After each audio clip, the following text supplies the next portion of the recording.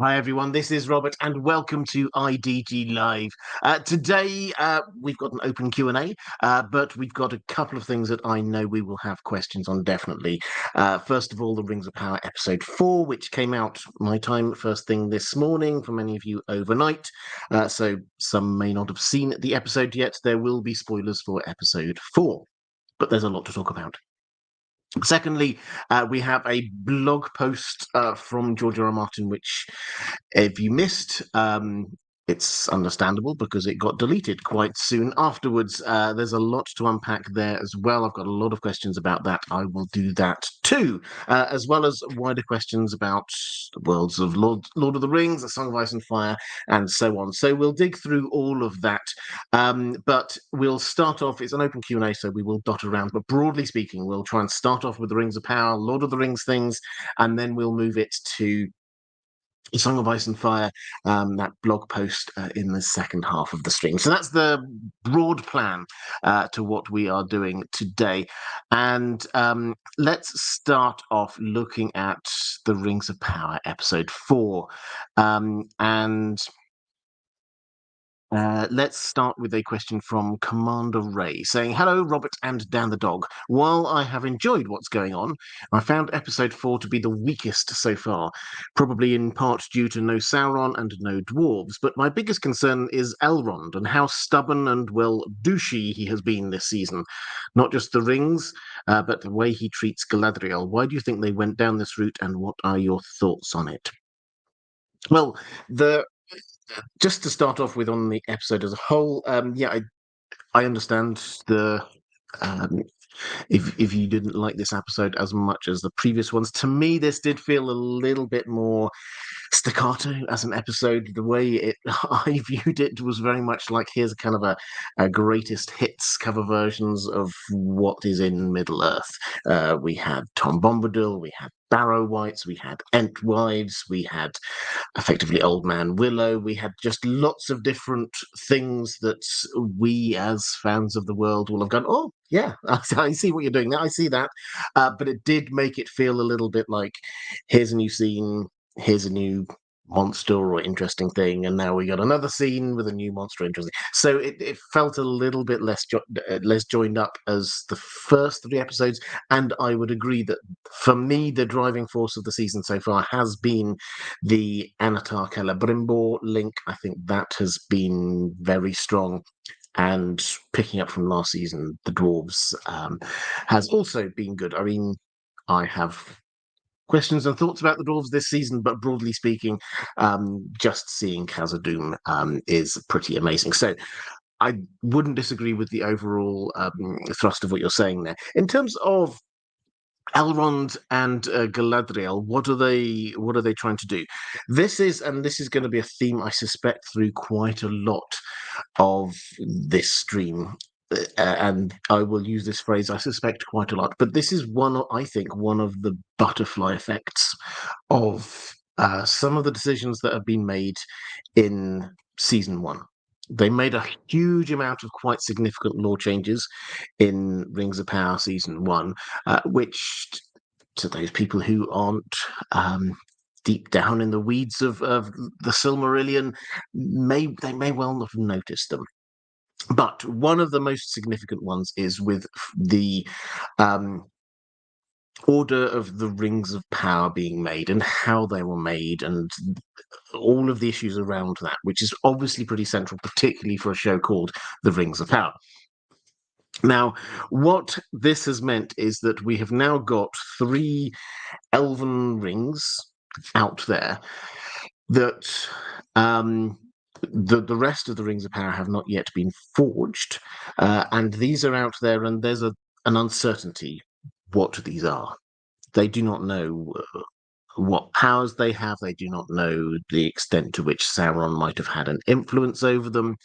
And in order to show that, they have to have some kind of tension, some kind of opposition. Now, they've clearly decided these have to be distributed, and they've given them, understandably, to the right people. Galadriel gets one, Gil-galad has one, Círdan gets one.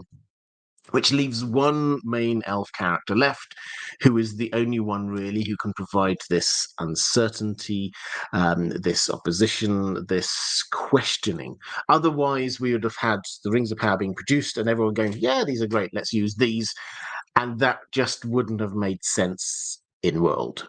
So I think that's what's happening here with Elrond and the Rings, is that his character has been forced into taking that position because of the creative decisions which were made back in season 1.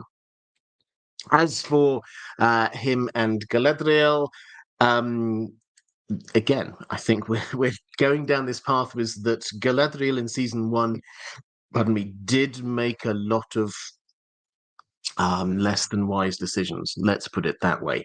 And she, as somebody who was avowedly hunting for Sauron, apparently for 1,000 years, then wandered around Middle-earth with Sauron for a long period of time, championed him, and basically allowed him to come in and gain a position of power.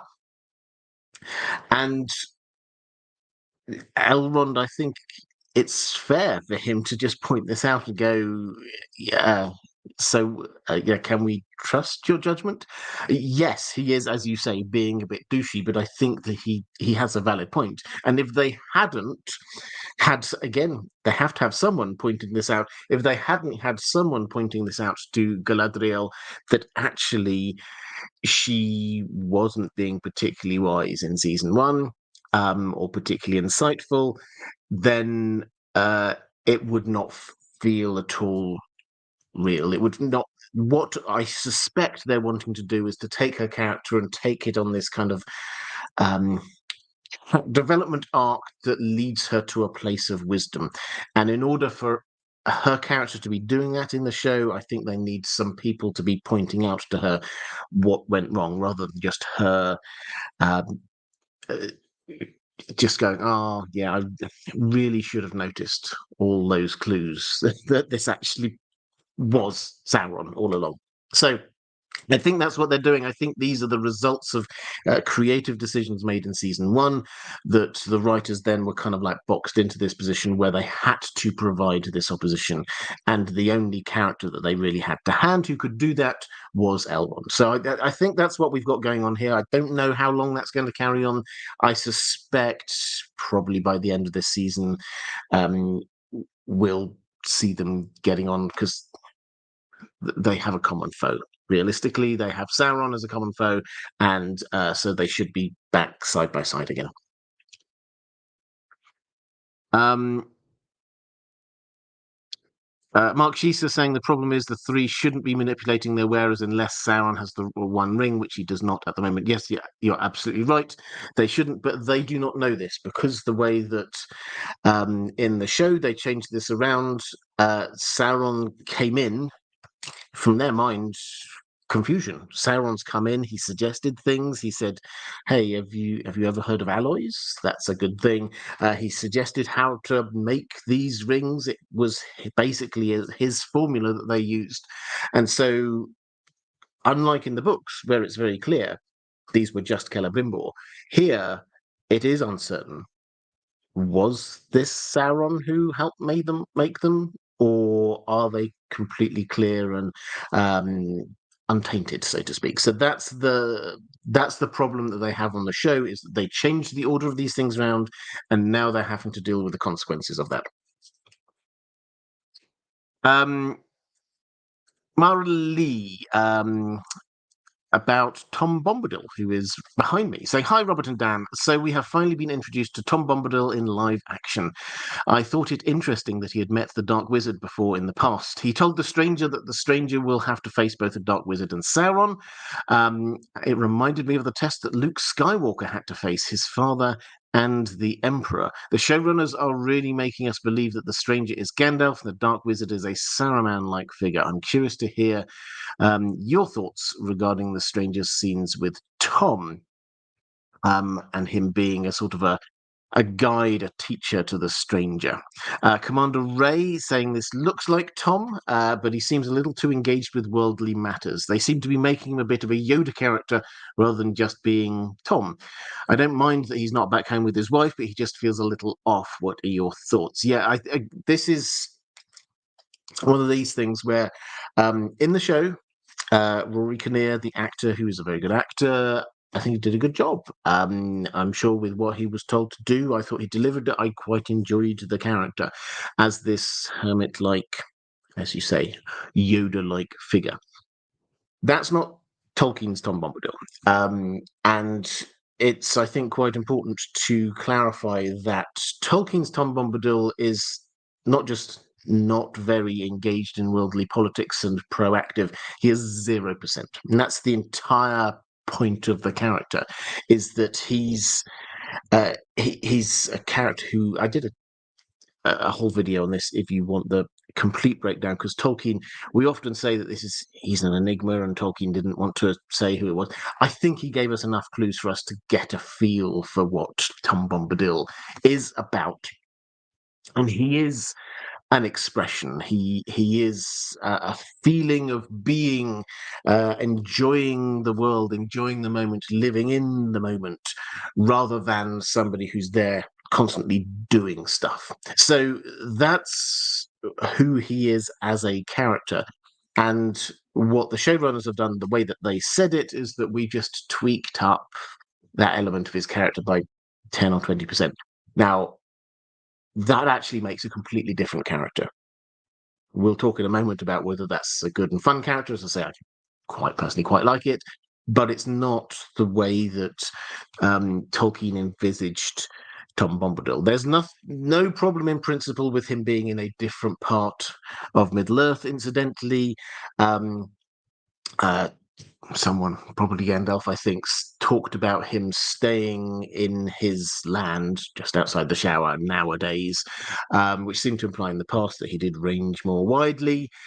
But the idea that he's gone there and is trying to guide the stranger to do what the stranger must do in some way, to teach the stranger what his fate is, that is very different.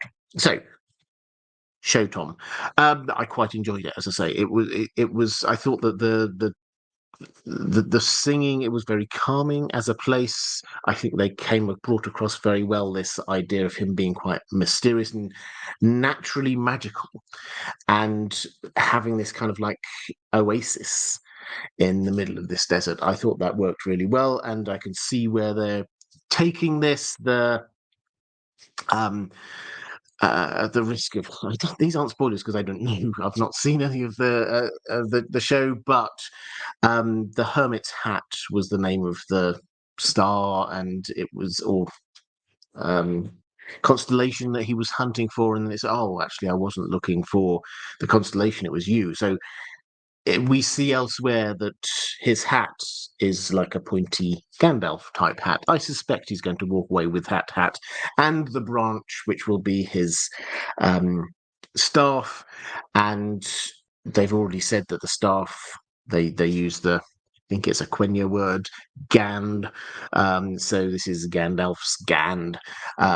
So this is where he's going to be shaped to be the character. We're going to move away from this being the stranger that not really knowing what he's there for and why, to now being somebody who does understand, who has mastered a little bit the magic powers that he's got, and he does understand his role. So this is an important part of this story. We've got him off there learning what his role in the story is.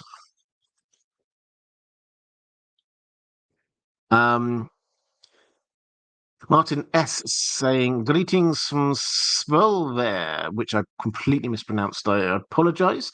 But it is on the island group of Lofoten in the western part of northern Norway. I have listened to some of Game of Thrones on Audible. I think season 1 of the show is very, very similar to the novel. Yes. Well, first of all, hi to North Norway. And secondly, yeah, you will find if you read your way through or listen your way through the books, then you'll find book one. It's not scene for scene. They have added in extra scenes. There's lots of bits of dialogue that's not there, but broadly speaking, that is about as close an adaptation as you're likely to get from page to screen. Season one of Game of Thrones and the book, A Game of Thrones. So yeah, it is very close. Um, Carl Kartnock saying, Tom is the exception that proves the rule with regard to the ring. If 0% of people can resist it, then there's no story or agency for anyone at all, and they're all just helpless slaves. Yeah, absolutely. I would agree. Auntie Slayer saying, howdy everyone, missed a few streams. Glad to be back live for this. Welcome back. And to you too, Vladimir Kozak. I think I had a couple of, Mara Lee, hi there, great to see you, Mara, saying for the Ents, especially the Ent wives, yes, we'll talk about the Ents in a moment, and also a show of love and support for all the fabulous content merch, and especially the stories on the Well Told Tale. Yeah, for those who don't know, the Well Told Tale is my audiobook channel, which is basically just a passion project for me. I just read stories, fantastic stories that I think are the best science fiction and fantasy stories ever. We've just come to the end of 1984, which is as amazing as you know it if you've never actually read it.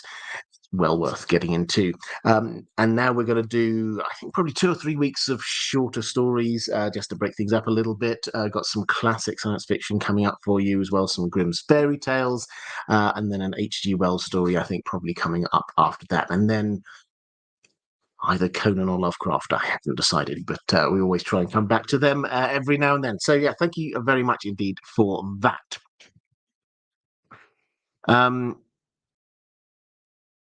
Let's go to question from Ranabe Mitra. Since it's now half of the season that is over, I find it baffling that the showrunners haven't included in the main cause for the Numenorians to align with Sauron later. The show is consistently leaning towards it being based on an elf-based divide within the population instead of a theological one, which is a mistake, since we know that based on the setup thus far, Pharazôn will resort to helping the elves in defeating Sauron and taking him captive to Numenor eventually. What do you think of this particular topic? Yeah, so again, this is, I think, one of those things where creative decisions made at the very beginning have knock-on effects, butterfly effects. And one of the first decisions that I don't disagree with, I completely understand why they did this, was time compression. Time compression in the Second Age. Tolkien's Second Age takes place over 3,500 years, and the events, the key events there, the forging of the Rings of Power, the fall of Numenor, the last alliance of elves and men, these kinds of things take place sometimes decades, sometimes hundreds of years, sometimes thousands of years apart from each other, which means that if they'd done it on the timescales that Tolkien had written about, then we'd be changing for the humans, we'd be changing actors every few episodes, which maybe is a way that they could have gone with it, but they made the decision they didn't want to, and so they've done some time compression. Broadly speaking, the first 1,000 years of the Second Age, they've said, happened, and then the next 2,500 years, they've squashed down into what will, I assume, end up being 2 or 3 years or something like that.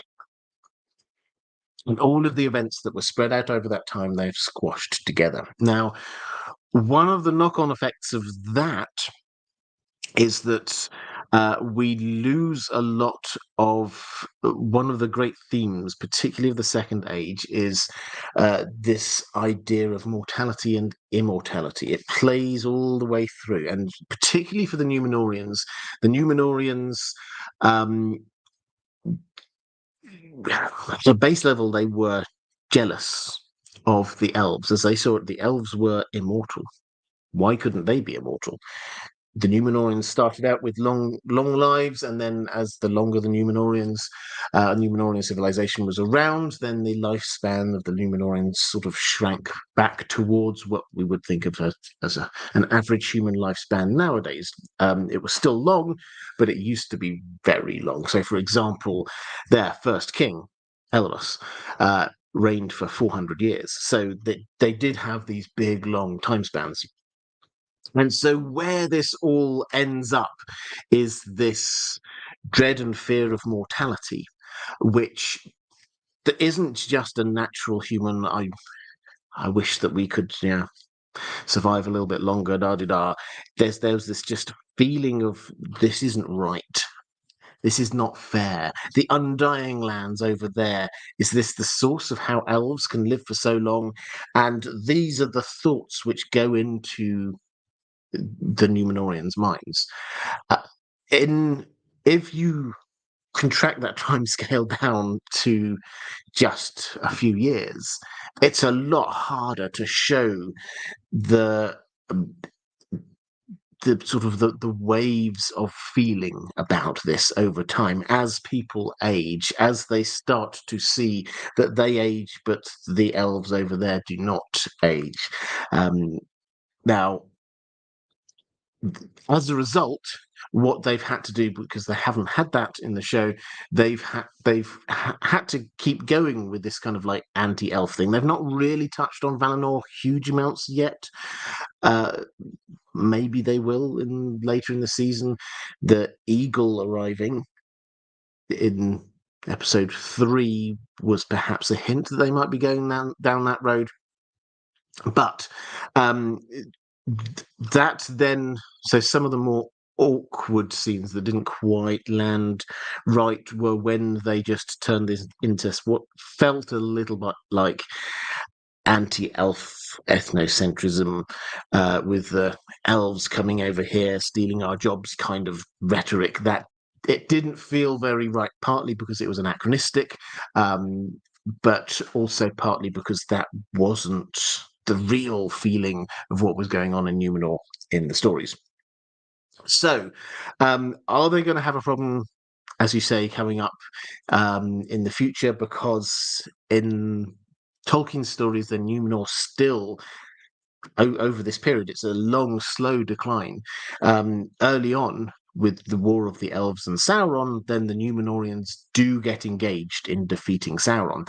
They do also get engaged in trying to take down Sauron a whole lot later. Are they going to include that here? I hope so, but they will have to come up with some other extra reasons why, because if Pharazôn is in power and then the elves go, help, we're getting killed by these orcs, then Pharazôn's probably not mindful of wanting to go over and help them.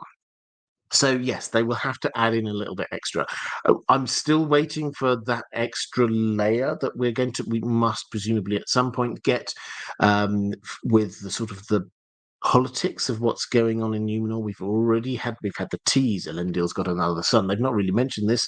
Season 1, they did. They set it up. Oh, Elendil's got another son. He's not been seen for a while. So they're setting this up, but they haven't got there yet. Relaxed like a cat, saying, hi Robert, did you know that the acronym used for the upcoming A Song of Ice and Fire book is the same noise everyone will make when we get a release date? Wow. Yes, I did know that. When we get a release date, I'm still not speculating on. It's been many years since I've speculated. I know you weren't asking me to. It's been many years since I've done that. Charis Ballerina, picking up a question for Samuel Turnbull. Thank you. I love it when people do this, picking up questions for other people in the chat. Do you have a strong opinion or a preferred opinion on whether the Blue Wizards started a rebellion or dissent from Sauron, or if they simply started cults of magic? So this is Third Age. I've got a Blue Wizards video as well if you're interested in that, which does set out my thoughts there. So in the Third Age, basically Tolkien says the Blue Wizards, part of the 5 Istari who come over, Gandalf, Radagast, Saruman, and the 2 Blue Wizards. The 2 Blue Wizards head off to the east into Run, and we don't hear from them again. And Tolkien basically says, yeah, they start out being good and effective, but they fell in their own ways. He says, like Saruman fell, but in different ways to how Saruman fell, because everybody falls in different ways. And he thinks that they ended up setting up cults and things. So do I have an opinion on whether they started rebellion against Sauron, or if they simply started cults of magic? My instinct is the latter, probably in response to the fall of Sauron. Would be my guess. I think that they set themselves up in power in the east, which they will have been able to do at some point. They would have had to do it in the shadow of Sauron, because Sauron, when he returned to Mordor, which was for a few decades, at the end of the Third Age, the East would be following him, so they would probably have to keep a bit of a lower profile. But once Sauron fell, that's the point at which they could set up their cults. So at risk of spoiling my other videos, Tolkien did start writing a sequel to The Lord of the Rings. He only ever got 13 pages in, and abandoned it for a variety of reasons. But it's very clear that what that is there is some kind of dark cult, which is off to the east. And it would not surprise me if that was one of the Blue Wizards. Let's put it that way. But we never got there.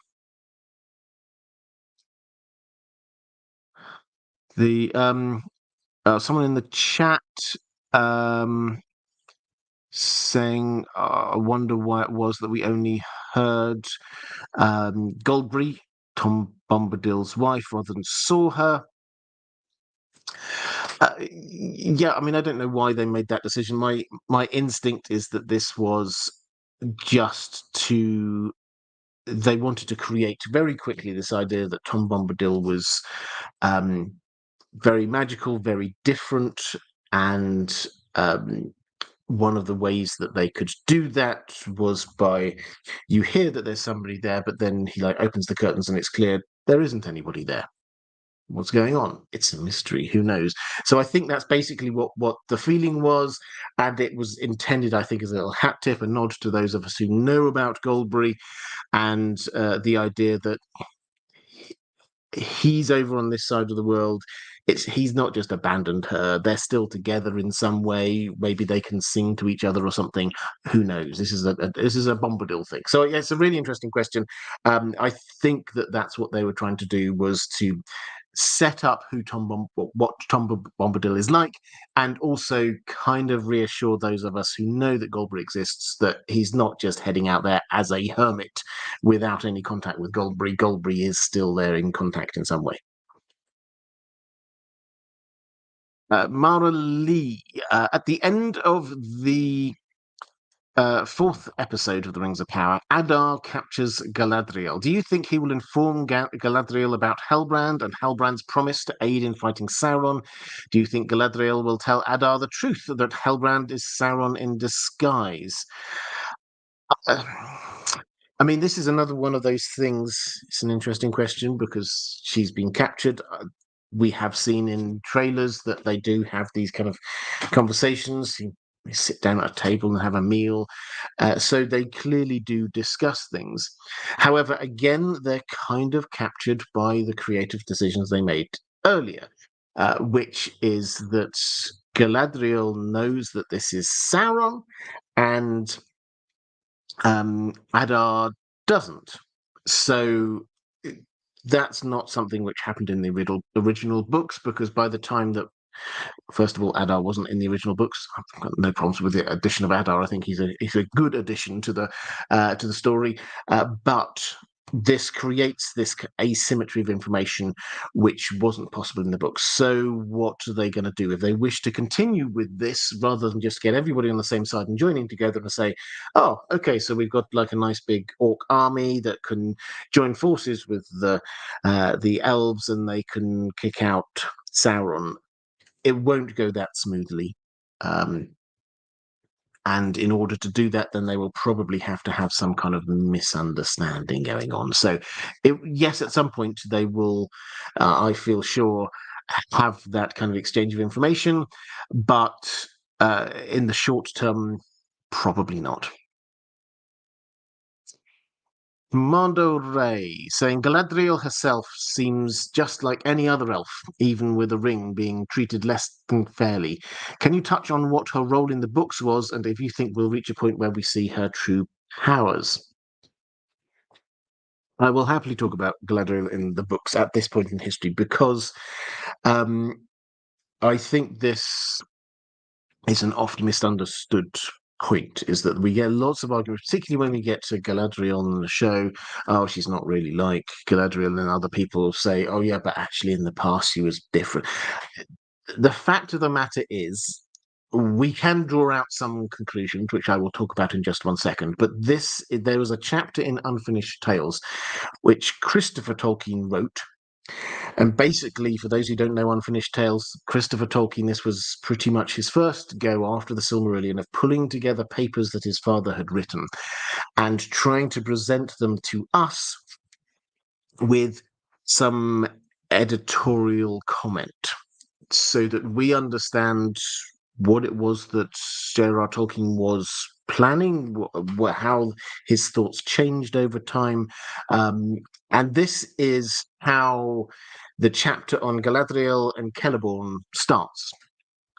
He says, there is no part of the history of Middle-earth more full of problems than the story of Galadriel and Celeborn, and it must be admitted that there are severe inconsistencies embedded in the traditions, or, to look at the matter from another point of view, that the role and importance of Galadriel only emerged slowly, and that her story underwent continual refashionings. So, if we are to talk about Galadriel in the Second Age, we have to, if we're going to be honest about this, we have to say it's not 100% clear what Tolkien intended. There are lots of inconsistencies across the piece. And when we say inconsistencies across the piece, he didn't just write this long history and, that doesn't quite match up to what we read about in The Lord of the Rings. What Christopher Tolkien did was he went through everything that Tolkien wrote. A short essay, an unfinished, a letter that he'd written to somebody, a scribbled note in the margin of a draft of The Lord of the Rings. He tried to pull all of these different things together, a late essay about something completely different, a philological essay that mentions Galadriel halfway through in passing. And he tries to pull all of these things together and create an overall understanding of what his father intended. So, having done all that, he says that a lot of the time he can be reasonably clear. Here in the Second Age with Galadriel and Celeborn, it's not 100% clear what's going on. Very broadly speaking, we know she started out over in Valinor, way back in time. She came over with the Feanorian rebellion. She hung around in the First Age. She hung around a lot with Melian the Maya and learned a lot of her magic, it would appear. Then she started the Second Age with Gil-galad. And as best as we can pick out, she ended the Second Age, starting the Third Age, over in Lothlorien with Celeborn. However, how she got between those points, there's slightly different versions. Her and Celeborn seem to rule a little bit of land sort of in South Lindon for a while. During the Forging of the Rings, they seem to have been based in Eregion. She seems to have left partway through that time, gone through Khazad-dûm to Lothlorien on the other side. Celeborn seems not to.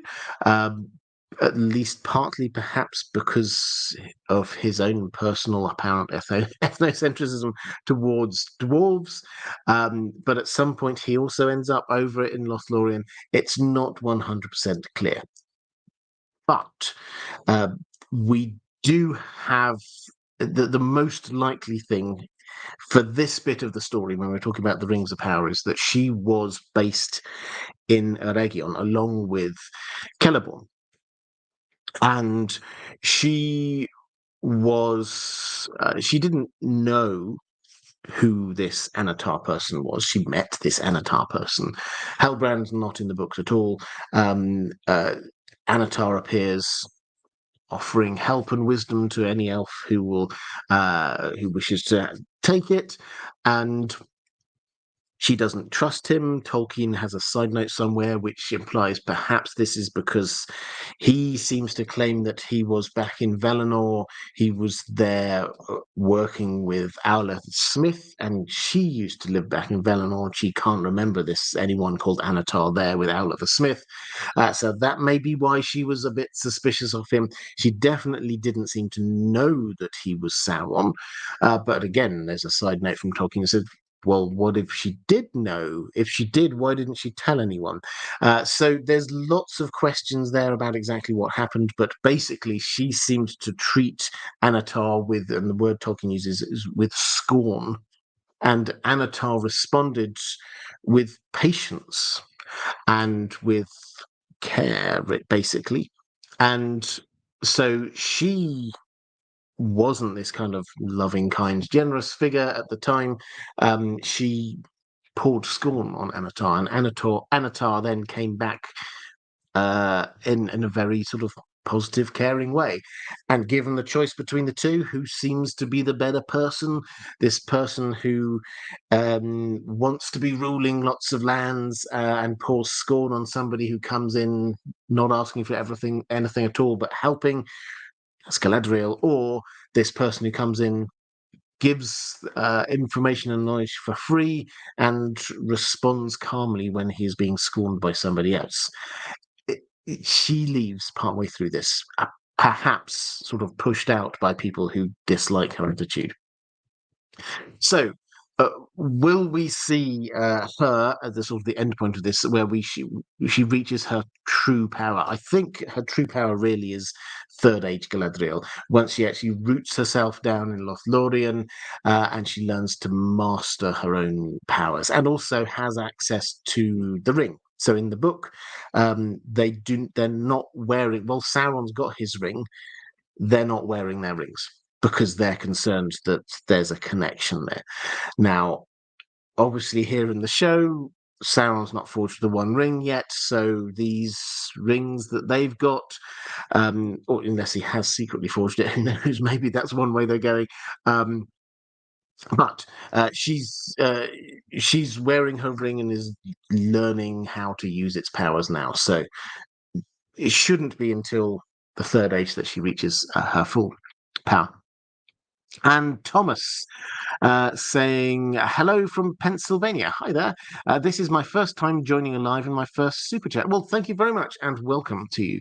I'm a wheelchair user that loves your videos and listen to them while doing dishes. Keep up the great job. Well, sounds like you keep up the great job doing the dishes, and you're very welcome. Thank you so much.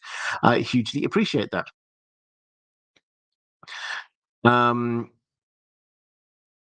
Question from Vladimir Kozak saying, Robert, with us being shown Sauron's true form, the question now stands, how did he travel from Middle-earth to Battle World? And how long will he have to wait before merging with Peter Parker? Well, I don't know whether we know his true form. He's not fighting Peter Parker. But I like the thinking, but what we saw, the kind of like what was it, like a kind of a slug-like thing? That was just a kind of a graphic representation, really, of the fact that his physical body had been destroyed and he just needed to kind of regain his power. So that I don't think we should interpret that as being his true form, so to speak. It may well be a shortcut that they used on the show, but the fact is, Maiar are spiritual beings rather than physical beings. So true form is not actually really the right kind of phraseology to use for them, because they can take on a new physical form. The true form is the spiritual. It's without a physical body, and then they can just take on a physical form at various points.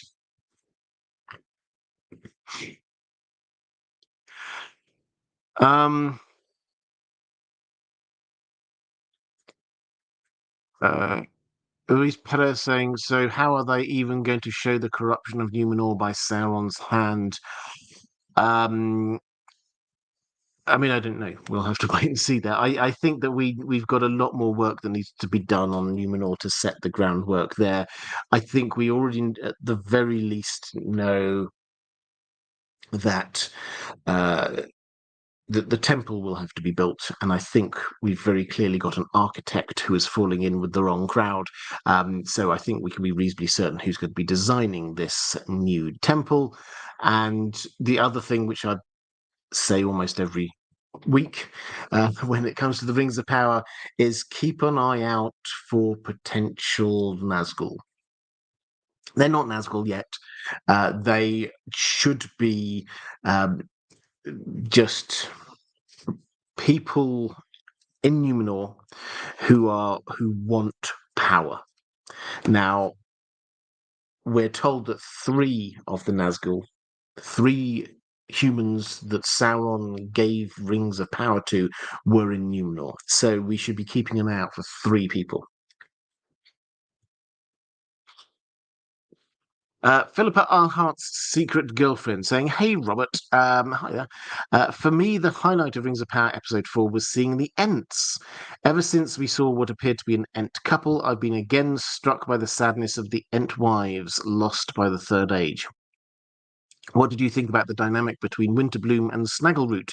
Do you think we might see an explanation for the loss of the Entwives in the Rings of Power? Does Tolkien give any more explanation for this loss in his text, or are the Entwives as much of a mystery for the book readers as it is for the Peter Jackson movie enjoyers? Well, just to pick up on on the show, I liked having the Ents there. I think it's an easy win. Who doesn't love having the Ents there? Having an Ent wife there, I think, worked really well. They should be around that part of the world.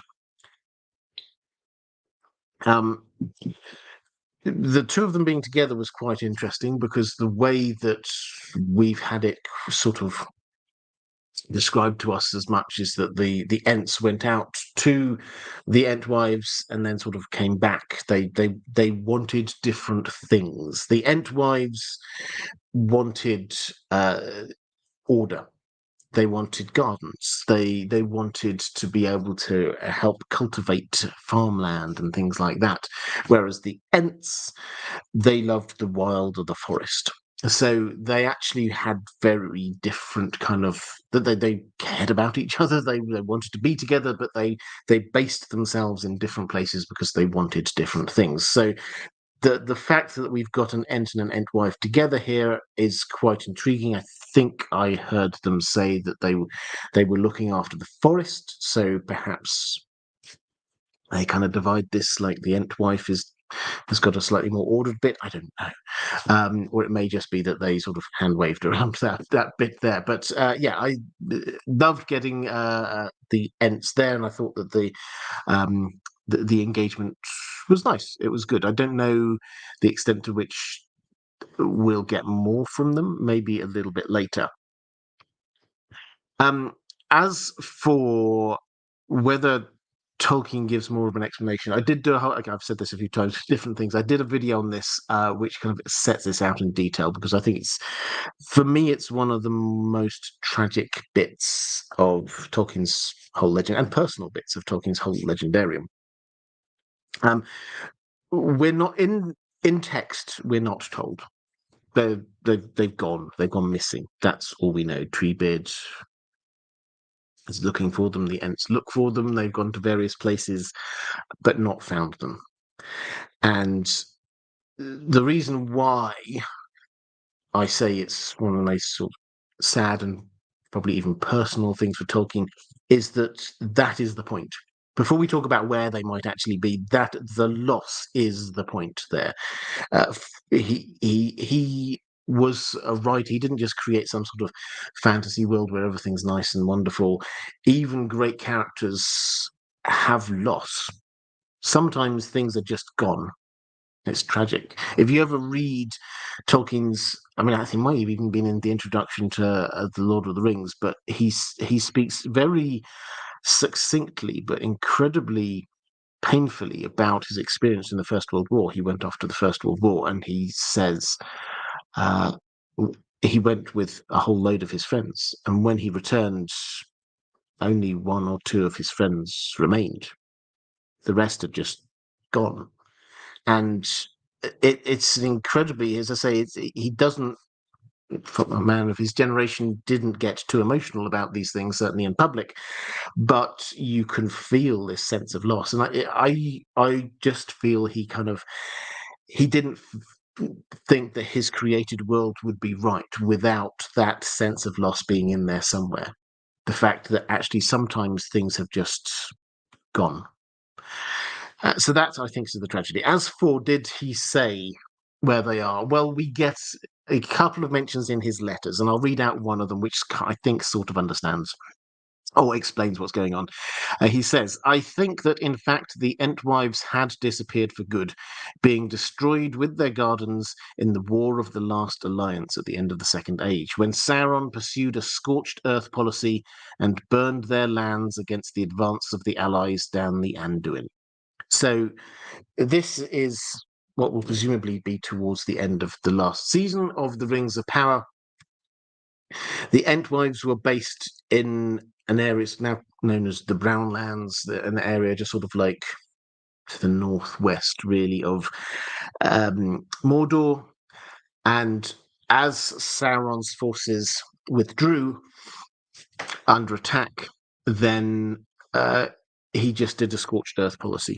And he burnt everything so that the advancing humans and elves, they couldn't reprovision themselves. It's standard battle tactics, but horrible.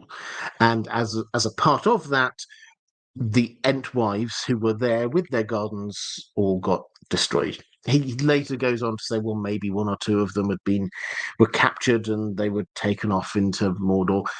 Slightly speculatory, but broadly speaking, that's what happened in Tolkien's mind.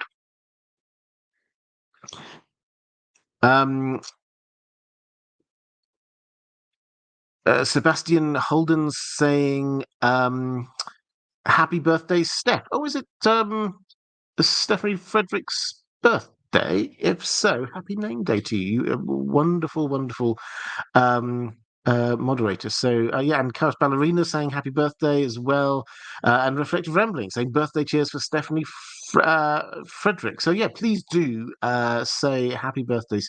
I've got the best moderators in the world here in this chat. If you're enjoying the conversation in a kind of an atmosphere where we encourage free debate, we don't allow people to be picked on or have any abuse against them, and the moderators ensure that happens. So huge thank you to the moderators. If you could show a bit of love to the moderators generally, if you're there in the chat, that would be hugely appreciated, but also particularly to Stephanie Frederick. And from me personally, thank you very much. I hope you're having a wonderful day.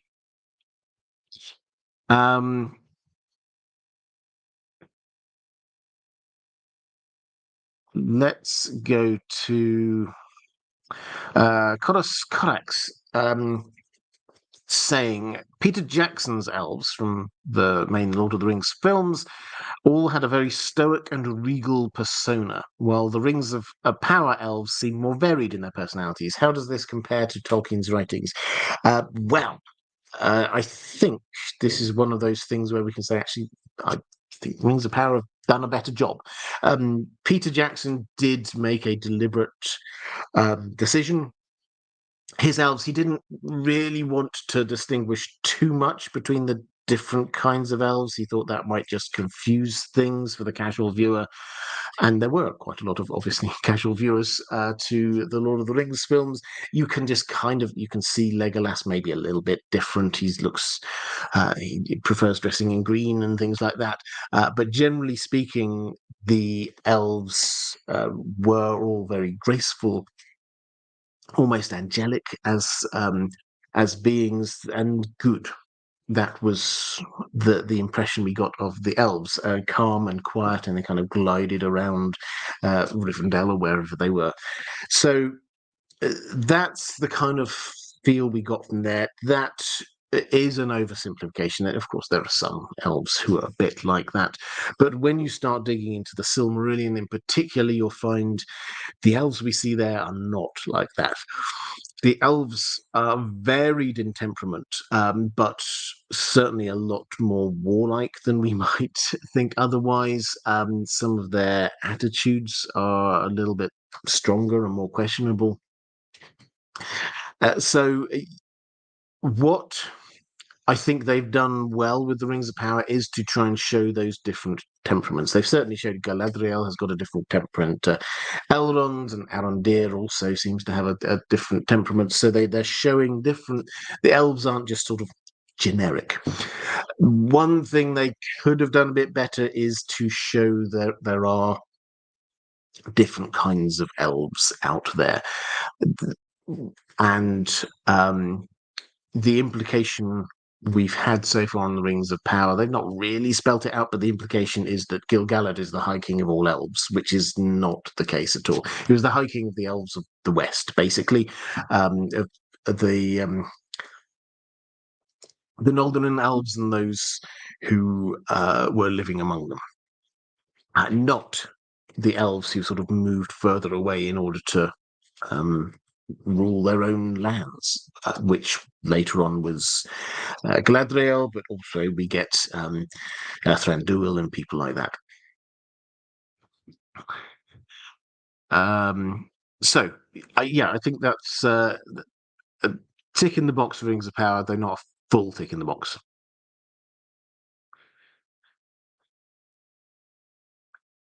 Let's go to Vance. At what point do you think the Rings of Power series will end? My guess is that it ends at the Gladden Fields, but I don't have a strong notion at this point. Yeah, I don't either. The showrunners say that they do know. They've got a very clear image in their head of the end of their show. My instinctive feel is that the way that they have, in many, many different ways, linked this across the Peter Jackson films. Visually, they've used a lot of the language. They have kind of played across with a lot of behind the scenes people who worked on it. Howard Shore did the theme tune, for example. Bear McCreary did most of the music. Howard Shore did the theme tune. We've got people like John Howe working on the visual landscape, things like that. The focus they've had on trying to tie this in people's minds together with that does imply to me that they may well wish to end this at the point at which those films pick up. Now, that doesn't mean all the way into the Third Age with Bilbo. What that does mean is that flashback scene where we had the Last Alliance and Isildur cutting the one ring off of Sauron's hand.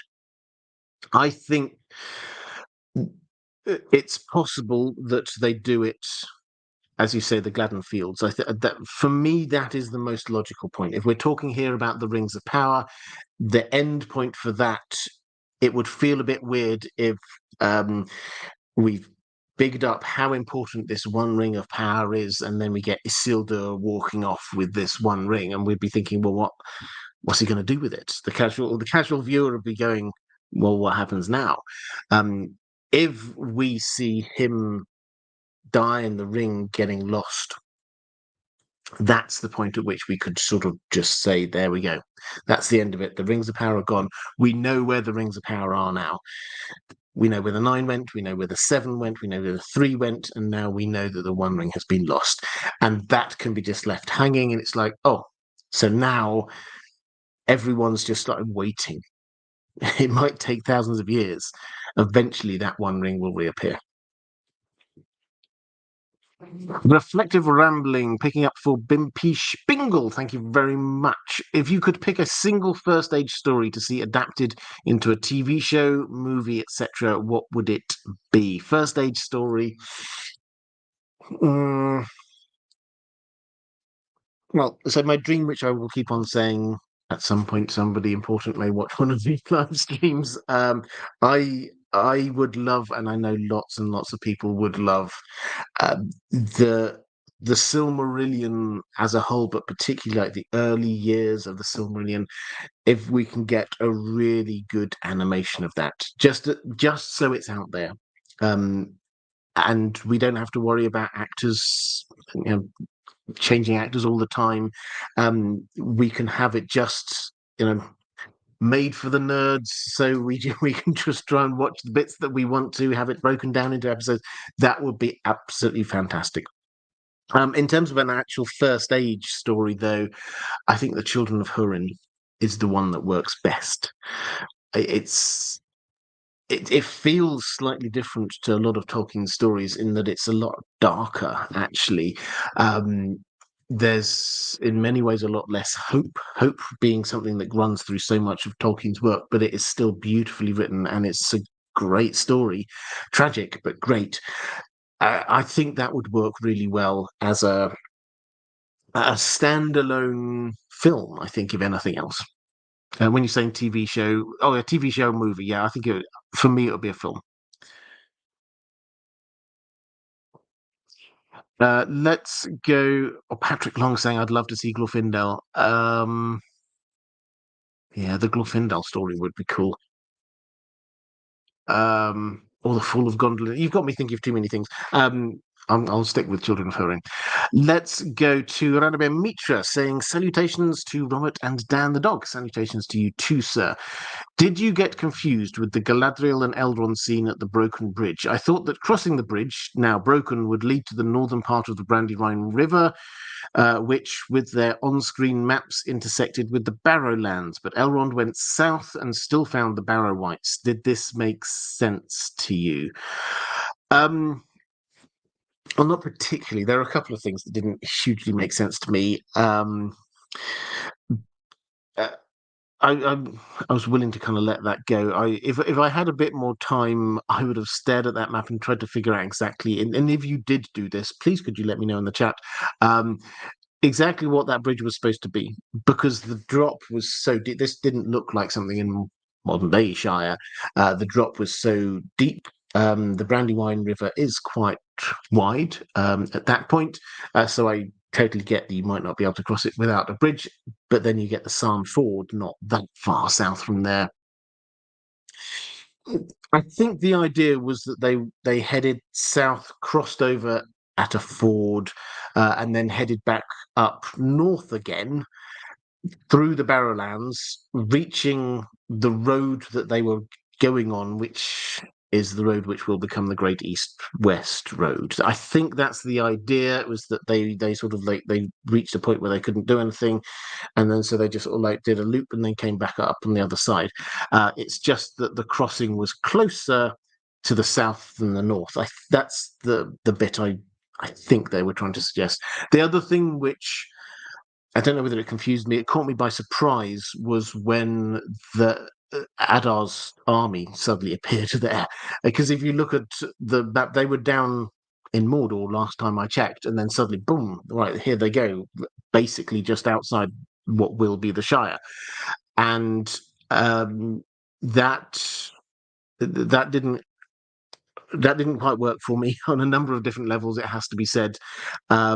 First of all, they seem to move very quickly.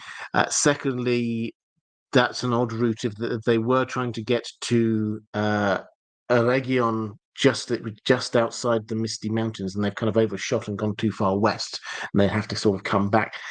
I got quite confused about that, but having the maps there is good and feels reassuring, but sometimes also adds a little bit of confusion. Elrond and Galadriel is saying it's the Brandywine Bridge. There is a huge flooding event that's pending in the Second Age, which can flood to that area of Eriador. Okay. Benjamin saying it was an Elden Ring bridge.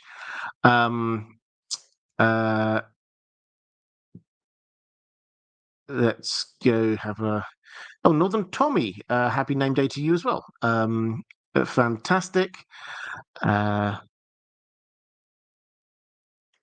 Sword of the Morning saying, where is Galadriel's husband? Is this the era he's off on one? We don't know. The implication from season 1 was that she thinks he's dead, presumably died during the wars of the First Age. Now, we have to remember, of course, that for elves marry mate for life.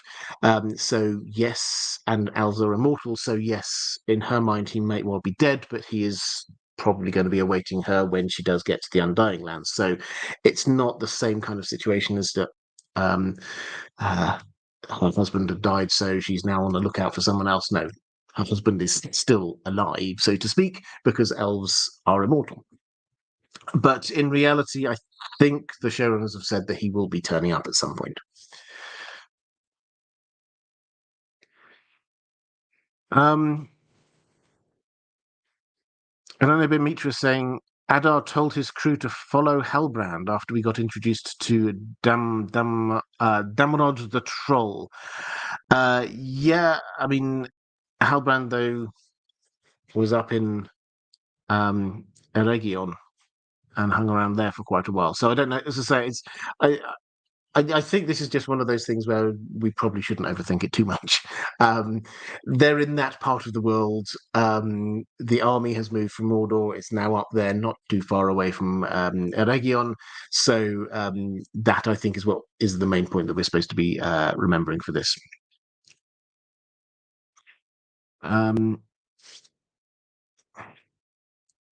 Let's go to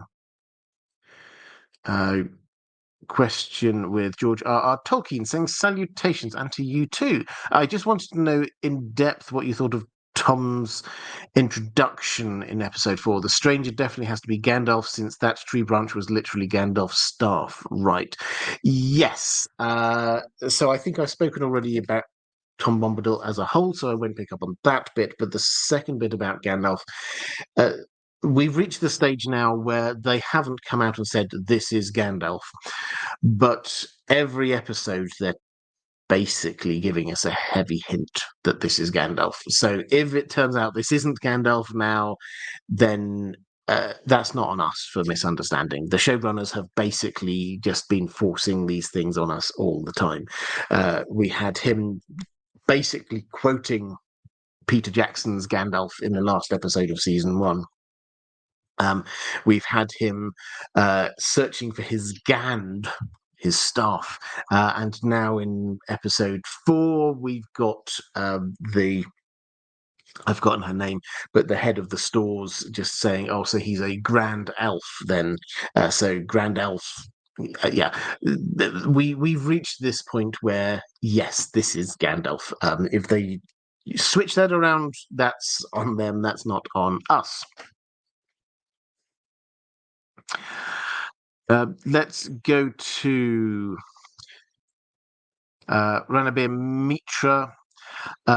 Picking up on this, I think it's fair now to stop the Blue Wizard talk and focus on how Gandalf being here during this time affects the story being told. I genuinely side with Matt from Nerd of the Rings when he says that this entire plot line in the East with wizards and hobbits can be easily scrapped without changing much to the show that we have today. What do you think? I mean, it's hard to disagree on that point. It has to be said. They have had thus far minimal. I was thinking of saying zero impact on the wider plot, but let's go with minimal impact on the wider plot. I'm still confused why he came via comet, seemingly catapulted from Valinor rather than by boat. That I still don't quite get. he does seem to be, as far as we can tell, he seems therefore to be there sent by the Valar, but sorry, sent by the Valar in the same kind of way that the Istari were in the Third Age, to kind of help the Free Peoples. Now he's doing this by heading off into the east, and now Tom Bombadil has said that he has to face the wizard and the Dark Wizard and Sauron. Now, the Dark Wizard is referred to basically is seemingly another Istar. Probably we're going to be told this is either Saruman or a blue wizard. I don't know how they're going to fit that in with the fact that Saruman then goes in the Third Age and then goes off and explores things. I have a feeling a lot of this they're going to kind of blink and miss a lot of what happens in the Third Age. By which I mean the hint is there. I'm going off on a slight tangent here with what was shown on that wall. Basically, that was the Shire. And the implication was, all of these different Hobbit groups, they're all really looking for the Shire. And it would not surprise me if they leave the hobbits there at the end in the Shire, which completely misses out what happens with their migration and why they migrated in the Third Age. But what does this mean for Gandalf? Well, and the plot here in the show? Well, I think we should also be looking for someone in the East who is going to be a Nazgul. We know there's somebody from the East, Khamul, the Easterling. It's entirely possible. So the Dark Wizard, we've not been told the Dark Wizard's name, but hey, maybe the Dark Wizard is a human, not an Istar, and is called Khamul. Or maybe one of his underlings is. We do not know. But somebody here will turn into one of the Nazgul, and Gandalf apparently is going to have to be opposing Sauron. Now, Gandalf in the books wasn't there in the Second Age, so we've got no record of him being there to oppose Sauron. So exactly how they might do that here on the show without taking away from what Isildur and Gil-galad and all the rest of them do in Tolkien's story, I do not know. But yes, as it stands, they've not had an impact on the main story. The way that they're going to have an impact, it would appear, is by dealing with Sauron at some point in some way. And maybe we're just going to get, well, at least 2 seasons of Gandalf learning who he is and what his powers are. So a glorified 2-season-long training montage. Okay, I think those are my questions from my patrons about the Rings of Power. I will I'll go through a few more in the chat, and then we'll move on to A Song of Ice and Fire. Effective Rambling saying happy belated birthday to frequenter Northern Tommy. Yes, so happy birthday to you. Happy name day to you. And Kiziglu Bay saying, I wonder if they're going to have Gandalf die and be sent back, arriving by boat and being greeted by Círdan. Yeah, they may well do that. I think that could well work. Pack Leader Stealth Camping, have you read Elric of Melniboné? I can never remember exactly how to pronounce that. When I first read it, it was Melnibone was how I pronounced it in my mind. I think it's Melniboné. But yes, I have a long time ago, is the short answer. And Karlkarsnark Grand Elf equals Gandalf. Yes, absolutely. And Vladimir Kozak saying there's certainly no way it's Saruman. It's some throwaway that'll be defeated by friendship or something. Well, perhaps. 88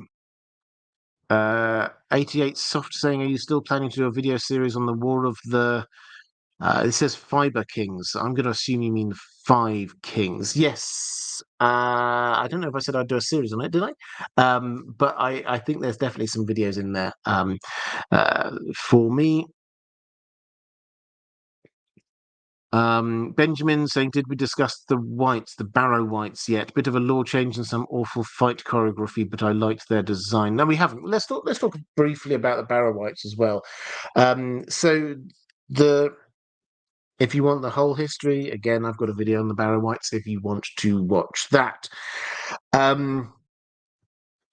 So yes, there's a law change here. The implication here is that this is not a nice part of the world where a century ago humans buried their kings and the like, and then for legend has it that the whites that are there, they were roused by Sauron, and the whites that are there can only be killed by the weapons in their barrows. Now, in world there in the story, I kind of understand what they're trying to do is they're trying to say this is how Sauron prevented those messengers from getting through. It destroys to warn Celebrimbor about who Halbrand actually is, because again, this is a thing which is an issue for them. They've made those changes. They now have to try and do a few extra things to make those changes work in season 2. So what they've done, so Sauron here, he destroys the bridge, forces people to be going around to the south through the Barrowlands. He's raised up the whites who will take out any messengers going from Lindon. That's in world what seems to be going on. And Elrond, who knows his ancient history and lore, says, yes, you can defeat them, however, by getting the swords from their tombs. Now, this seems to be a kind of like a nod to this idea that what we've got when we saw the Barrow-wights in the Lord of the Rings. I nearly forgot the name of the Lord of the Rings there.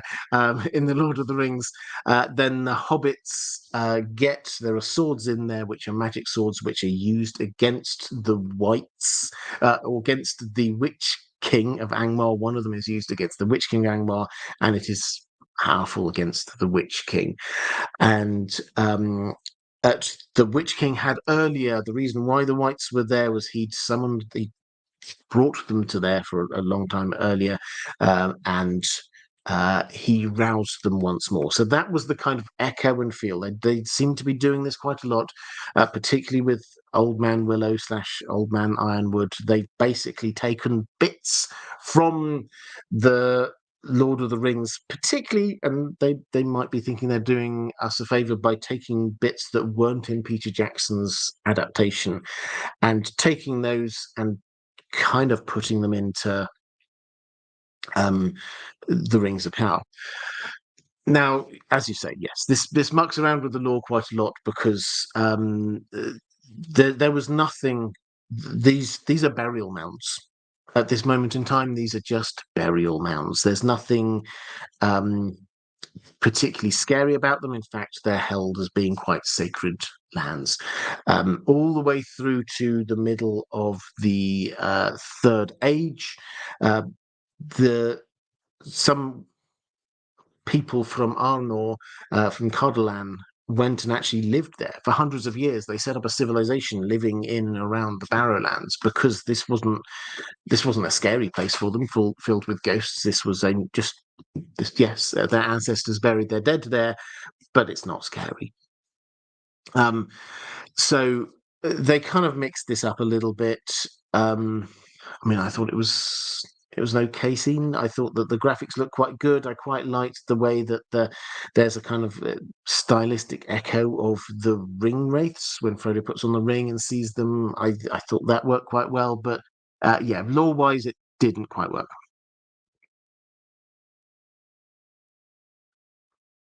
Um,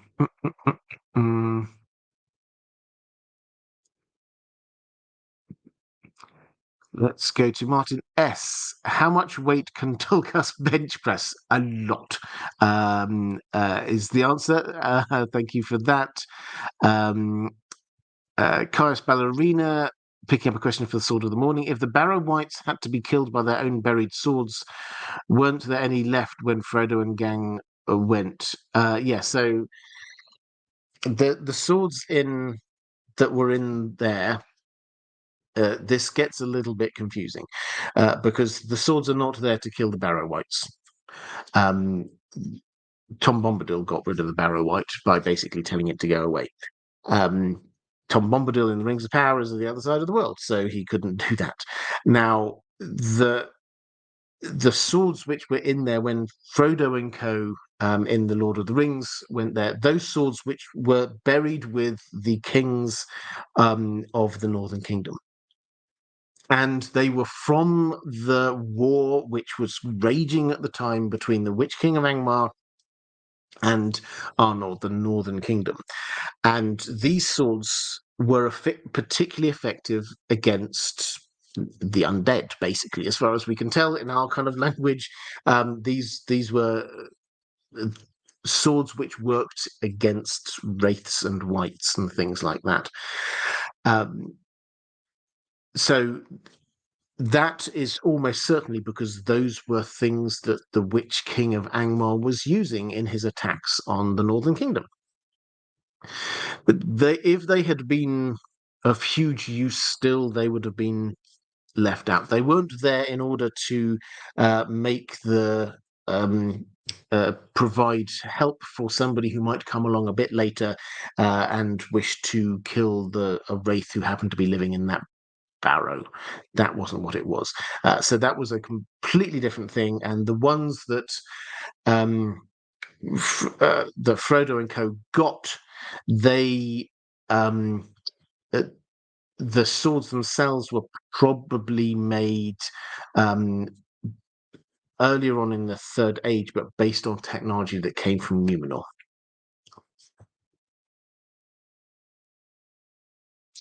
Nerd of the Rings. Oh, hi there, Matt. Great to see you. Harfords and stores are the worst. Cheers, my friend. Well, cheers to you. If you do not know Nerd of the Rings, where have you been?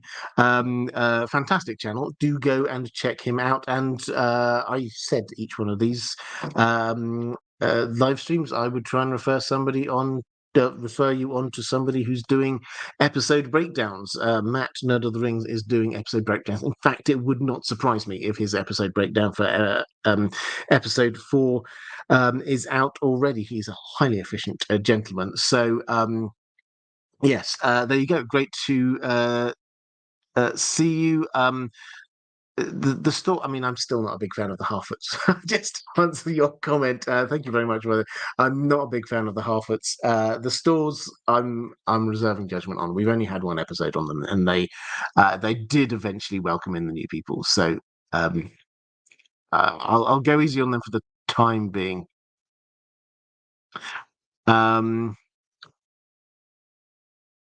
Right, let's go to. I think that's all the questions. I'll have a quick flick through. Have I got any more questions on the Rings of Power before I move on? I think that's probably.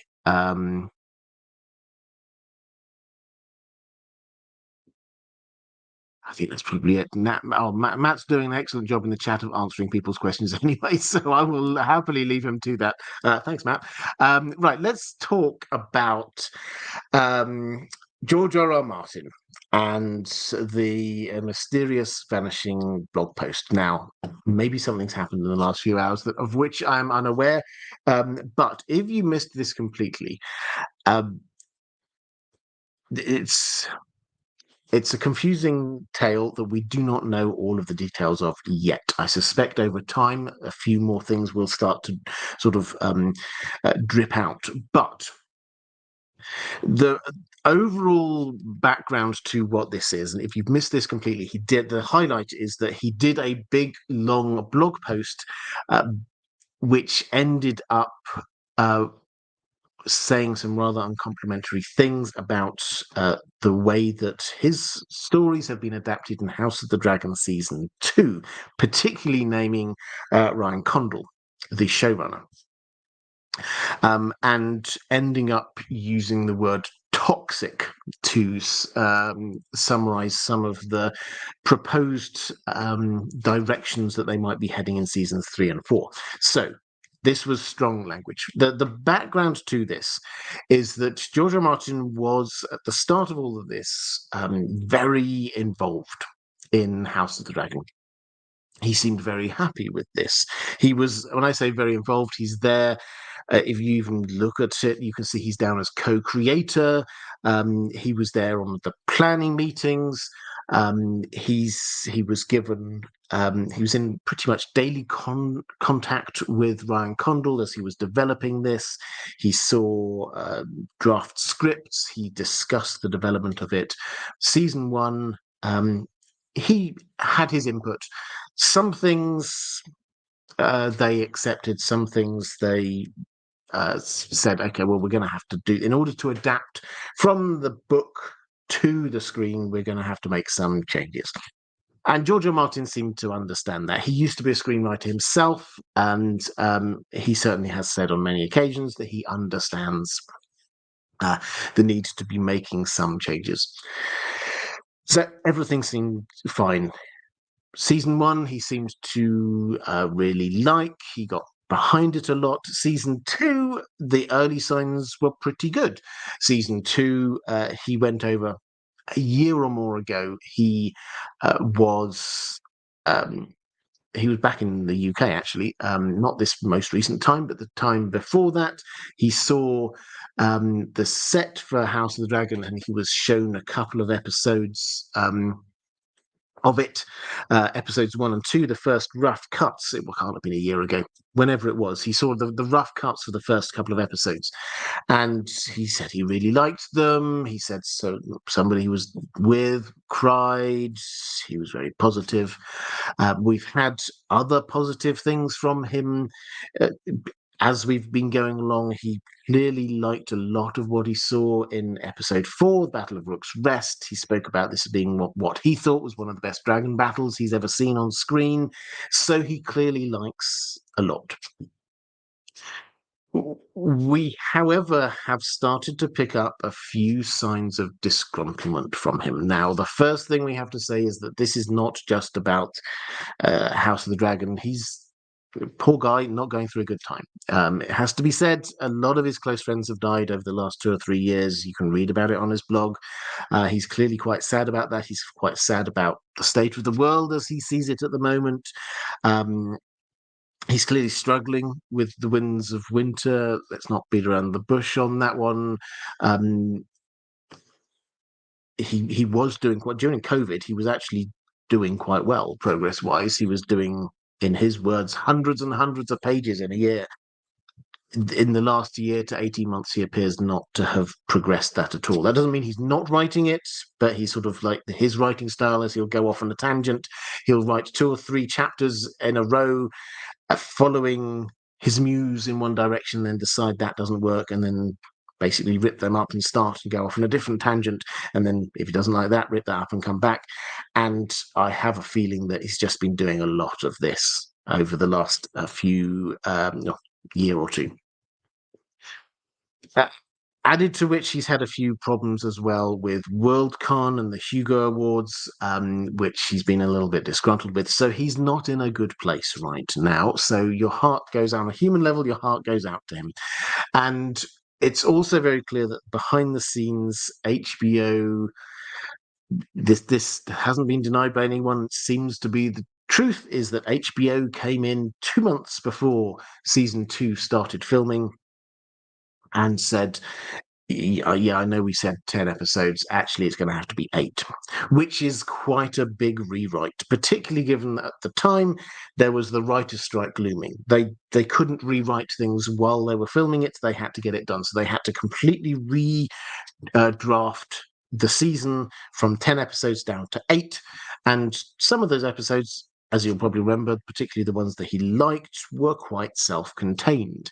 Like the first episode, which led up to Blood and Cheese, that was quite self-contained. There's only a limited amount of rewriting that you could do on that. Similarly, the one which led up to the Cargill twins, that was quite self-contained. All of the plot lines led up to the one finale. Similar with Rook's Rest. So probably the last 6 episodes of the season had to be squashed down into 4, which was quite a big deal, which is why the end of season 2 left quite a few things hanging. A lot of us thought, me included, if I had free reign, then I would have ended it with the fall of King's Landing, but that wasn't where they did it. They probably were going to, but they ended it. I think they ended it in a reasonable place, but it wasn't probably what they initially wanted. However, we have started getting a few things dropped into his blog post that showed that he wasn't 100% happy. There was he did a big blog post about, this is a couple of months or so ago now, about people who adapt books, screenwriters who adapt books and think that they know better than the person who wrote it. He's picked this up. He was doing an event, I think, in Oxford a month or so ago, and he made this exact same point there as well. Possibly thinking about Rings of Power amongst that, but that's speculation on my part. But he did name check Tolkien when he was talking about this. So there was that. There was also he did a lore dump about dragons partway through the season, where he basically came out very strongly, my dragons do not roam, and there's butterfly effects from that, and that was clearly picking up on the whole issue with Sheepstealer. So there, around in the background, we'd been aware of the fact that there were, all was not perfect. Then when he returned he was away for some time over in my country, actually. He went to see Dunk and Egg being filmed. He went to see some colleagues and friends in London. He went up to an event or 2 in Oxford. He went up to Glasgow to Worldcon. He was around for a while. After that, he came back. He got COVID. So he's been out of action for best part of a month, really. And then he wrote a blog post which said, I've got things to say about everything that went wrong with season 2, and we were all waiting to see, well, what's he going to say? And the blog post dropped yesterday late afternoon, early evening my time. And in that blog post, he picks up on one issue in particular, it's probably fair to say, which is the issue of Maelor. Now, Maelor is the 3rd son of Aegon II and Helena in the books. The youngest, 3rd child, 2nd son, the youngest child. And he says that the decision was made, Ryan Condal made the decision not to include Maelor in season 1. And he pushed back a little bit on this at the time, but Ryan Condal had reassured him. He said, at the time we had the line that this was due to the way that they'd structured season 1, and they just had to, there wasn't enough time when they had to frame the different episodes. It just didn't work mathematically for there to be another child there. And George R. Martin in his blog suggests that Ryan Condal also came out with some cost implications as well. They were having to run to quite a tight budget even then. So he held up his hands and said, okay, fine, I'll allow you to go away with this one. I'm not going to push on it too much. But he then says at the beginning of season 2, we have Blood and Cheese. Now, spoilers here if you've not watched episode or season 2. Book spoilers here on this channel are always fine. The books have been out for a while. But what happens in the book is more psychologically horrific than what happened on the show. In particular, Maelor is involved, and Helena is made to choose between her 2 sons. And this is rough. This is really, really bad. And because Maelor hadn't been introduced on the show, then that element wasn't there in the show. And book readers, and George R. Martin said this in his blog, and I think he's right. I think book readers, I picked up on this, I felt it, I know a lot of other people felt it, was that Blood and Cheese, I think it worked well, but it could have worked a lot better if they'd done it the way that happened on in the book. They don't have to show it all, but psychologically, that would have been more effective. So that was his starting point. And then he says, but the knock-on effects of this are huge. It's not just about, oh, well, this one scene could have been just a little bit more impactful. He says, because you then say, actually, we get Maelor plays a role later. Maelor's still a child, not a protagonist in this, but when King's Landing's falling, the decision is made, we need to try and get Maelor out. Member of the Kingsguard takes baby Maelor out, and then a place called Bitterbridge, baby gets set upon, and it's quite horrific. This is Helena's second son being killed. When Helena discovers this, she then, according to George R. Martin, she then decides to commit suicide. Now, as a complete aside, there was, in the book, that was left a little bit vague. Whether she did, whether she might have got pushed, it's not made very clear. George R. Martin does sort of by the by seem to confirm that one line. So that was what happened. That sparked riots. The riots pushed on towards what happened with the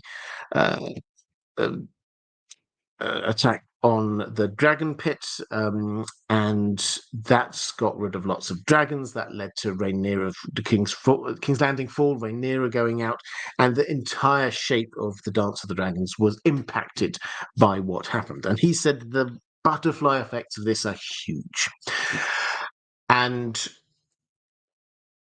he then said a few things which are probably more concerning for us, which is, first of all, it's very clear that the working relationship with Ryan Condal now seems to have, I don't know whether it's actually broken down, but George R. Martin said a few things which were quite strong.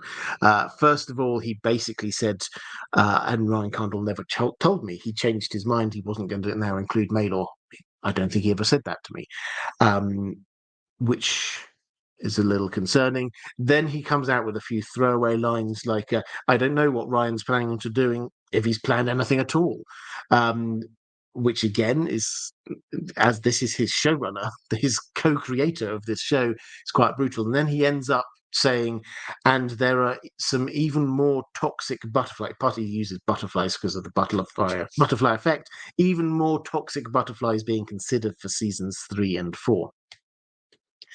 So, for a man, although it was quite long and wordy, for a wordy, nuanced man, it was actually quite strong, quite castigatory. It only stayed up for a little while, then it came down. We don't know why it came down, whether that was his choice. Did he change his mind? Did somebody have a word in his ear and say, actually, this is stronger than you intended? Did HBO tell him, oh, you've put some spoilers in here for season 3, you have to take this down? What happened? We do not know. We know that they were aware that this was going to be happening just before it came out. Surprise podcast with Ryan Condal appeared, where he talks about the complications of making adaptations of books. So where does all this leave us? Well, not in a good place, it has to be said. What seems to have happened at the very base is that George R. Martin has got frustrated about the fact that he has been trying to tell the showrunners, the writers, whatever, that the changes they are making now are not just small changes, they're going to be big changes going on because of the butterfly effect, and it's going to make the show worse. And he's tried to make that, it seems this is the implication, is he tried to make that point in private and he's being ignored, and so he's gone public with it. Now, should he have? That, I think, is a whole other question. He doesn't touch at all on HBO's role. It would not have surprised me if he thought he might do another blog post covering HBO in this. What to make it? Well, I'll very quickly go. I've got a few points I wish to make, but I'll very quickly go through. A lot of my patrons were asking about this, so I'll just do the highlights if that's okay. Lady Von Strauss saying, "I'm on team. Don't really need to see a baby torn to shreds."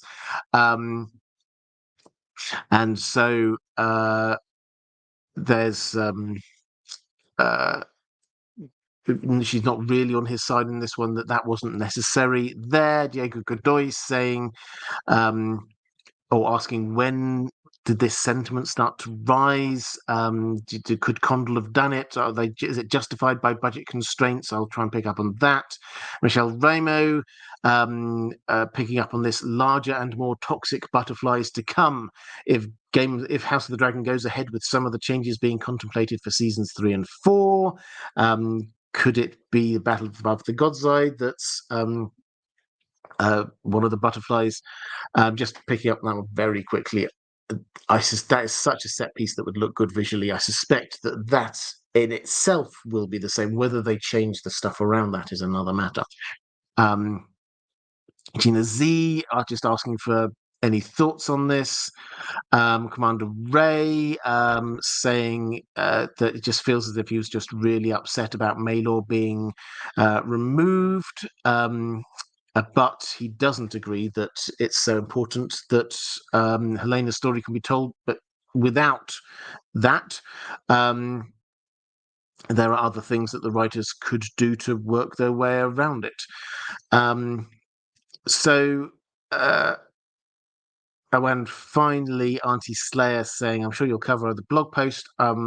The discourse that a blog post created is awful for the fandom and the show. I love House of the Dragon, but George himself coined the term two cannons. I really don't understand why people are comparing this to Game of Thrones."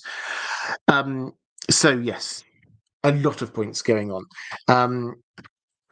I think the first one, as I sort of said, this isn't good on any level. This is not how things should work. Even if we agree completely with George, then this is not. Things have clearly got to a bad place if he feels the only way he can make the points that he wants to make is by going public and naming and shaming the showrunner of his own show. That's not good. Another thing I would say up front is that we do not know all the background to this, and I think a lot of our instincts here are to jump onto one side or another. There is a lot more going on behind the scenes we simply do not understand because we just haven't been a part of those conversations. He says he's been ignored. Does Ryan Condell agree with that? He says, I don't know if Ryan's even got a plan. Maybe Ryan Condell has got a plan. He's just not shared it with George R. R. Martin. There's a lot of layers to this we simply do not know. Until we do know those things, then I think we just need to hedge and caveat our responses to this a little bit more. I think the points he's making are valid points, in as much as yes, there are butterfly effects for changing things early on. And I can certainly remember when I was covering House of the Dragon Season 2, which I should probably say I still really enjoyed at the time. And I know a lot of other people did. So we're not looking at a show that has crashed and burned. It's gone slightly away from the lore at various points, but it's still a good show. But I can certainly remember at the time, because Ryan Condell's initial line was that Maelor does not currently exist in this timeline. It seemed to imply that maybe Maelor would happen, which led me to the conclusion that perhaps Helena would turn out to be pregnant in season 2, and then she would give birth later on, and that's the way they'd get around this. But no, that didn't happen. I've forgotten who said it. Well, one of my patrons. I think a really valid point here is the two cannons point. which is, I think George R. Martin needs to, I'm not telling him what he needs to do, but I think that the way that he's set this out in the past is that there are two canons here. He did the whole interview with the History of Westeros, which excellent. Do go and check that out. He talks about this quite well, I think, is that he says that there's book canon and there's show canon. And he sees that he's got two roles, one of which is to keep all of the different bits of show canon as close as possible to book canon, and another is to try and keep each of the bits of the show canons for the different shows as close as possible to each other. I wonder whether that is too much of a job for him. He seemed to like the idea that perhaps there could be a group of people who could be involved in doing that, not just him who has to keep a track on absolutely everything. I think there's also you have to wonder whether how much artistic control he wants over the productions of House of the Dragon, Duncan Egg, whatever. He clearly has signed a contract that says that the showrunners can go off and do it what they want. They've got the rights to do that now. He gets an input, but he doesn't get a final say. That feels like that's not working for him now. He does want to have more of a say in what's going on here. So maybe some sort of renegotiation needs to happen. But on a very practical level, I think we also have to acknowledge the fact that very clearly he started out 3-4 years ago very strongly saying that he is hugely involved in the detail of all of these TV shows being developed. That is now not the case. It's probably that took place over a long period of time and we just didn't really know or notice. But the world where we can have something happening in House of the Dragon and us knowing that George R. Martin's either given it the thumbs up or he's okay with it, I think that's now gone. He is not as involved as he was before. Let's have a quick look at some of the questions in the chat. I'm sure there's a lot of people have thoughts on this. Maelor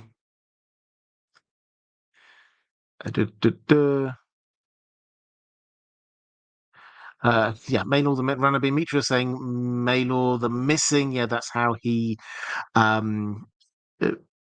mentioned this in passing in an earlier blog post. And I think I did have a few. So Derry's read it before saying, how many children did Scarlett O'Hara have, George R. R. Martin? Yeah, this is a point that he's made in interviews in the past, is that there is a difference between the book and the show, even going back to things like Gone with the Wind, how many children Scarlett O'Hara has.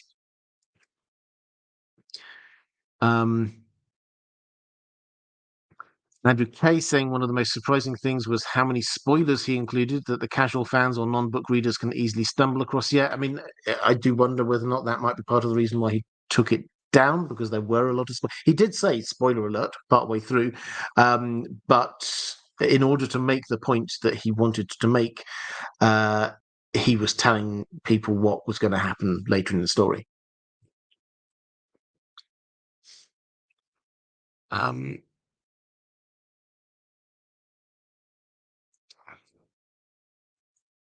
Luna Cascade saying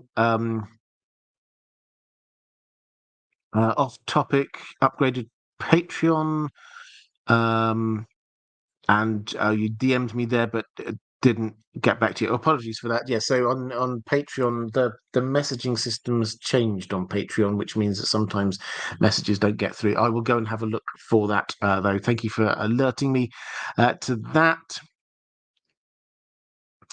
And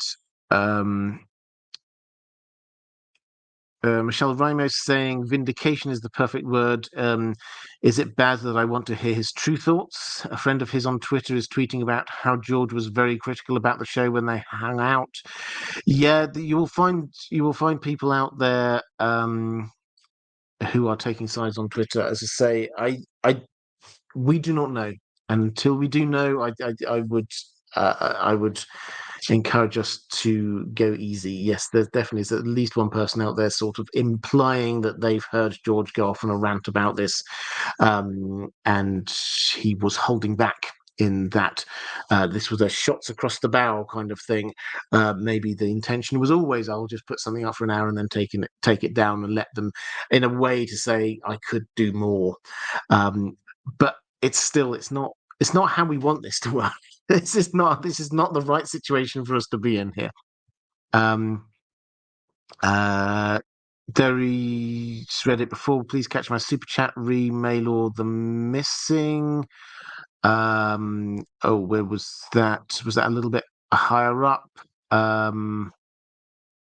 I missed that one, I'm sure if I've missed that one, then I'm sure one of the moderators will bring that to my attention. Nerd of the Rings still in there saying, I really want to know what's in the second blog post. I don't know whether he's written it, but it wouldn't surprise me if there is one ready to go. We've got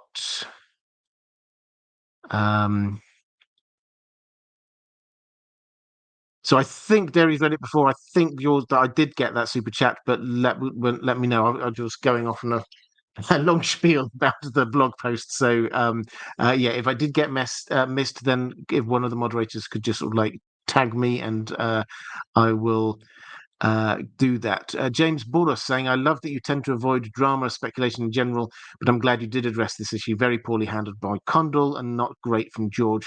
From an outside perspective, it seems a mess. Yeah, it does seem a mess.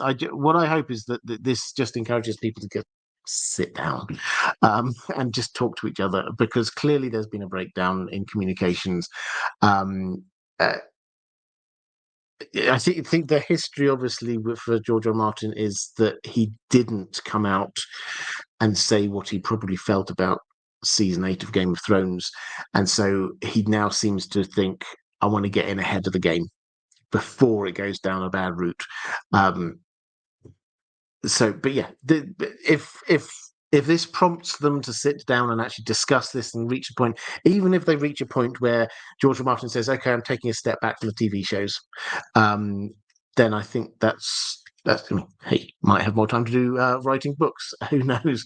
But as long as we reach some kind of position which is not where we're at now, where people are firing off volleys at each other from behind their keyboards, that's not what we want.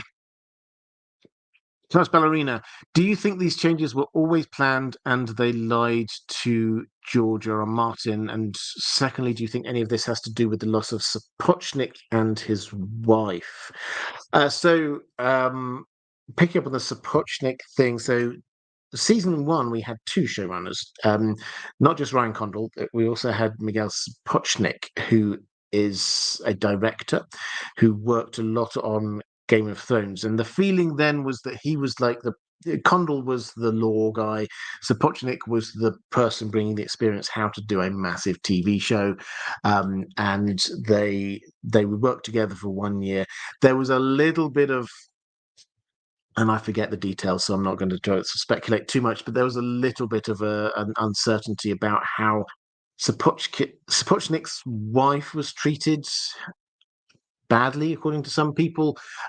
She played a very small role in it in season 1. I think one of the maids for Aegon.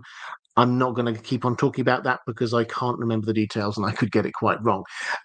So there was a little bit of uncertainty about that. I don't think that was the cause of him leaving. And I think that was always going to be a 1-season thing, as far as I'm concerned. Did they were the changes always planned and they lied to George R. R. Martin? I mean, this is a tough one because we don't know. The changes that we know he doesn't like are things, Maelor, clearly, the roaming dragons thing, and there are some things that are planned potentially for seasons 3 and 4. Now, I think the implication of what he's saying is that the things potentially planned for seasons 3 and 4 probably weren't part of the original idea, but maybe they're knock-on effects from, or butterfly effects, as he would have it, from decisions made earlier on. I don't think that the intention initially was to lie to George R. R. Martin about any of this. I, I suspect the decision not to have Maylor probably just wasn't thought through in the way that George R. R. Martin thought through, and this is pure speculation on my part, but it's possible that Ryan Condal is actually a screenwriter in the same way that George R. R. Martin is a writer of novels, in as much as he's a Gardner writer.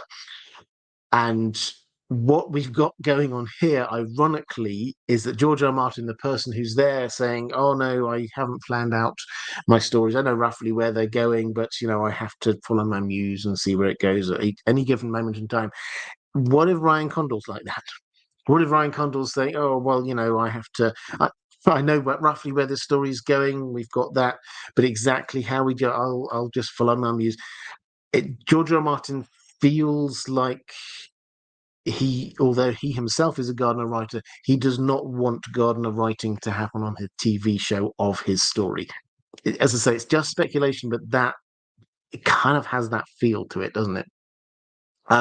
So my instinct, though, is that no, I think the Maynor thing, they probably didn't think through this. They probably thought, okay, we haven't got Maynor. Maybe we could introduce Maynor season 2.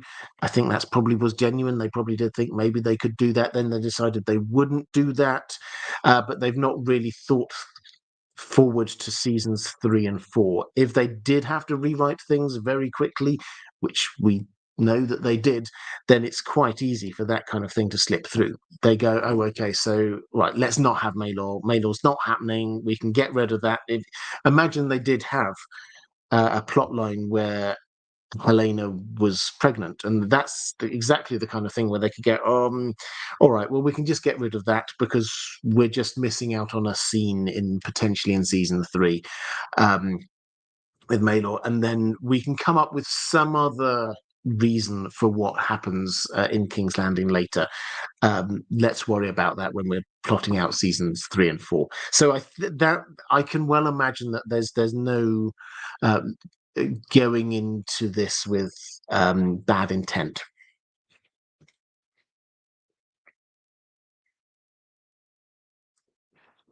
Um,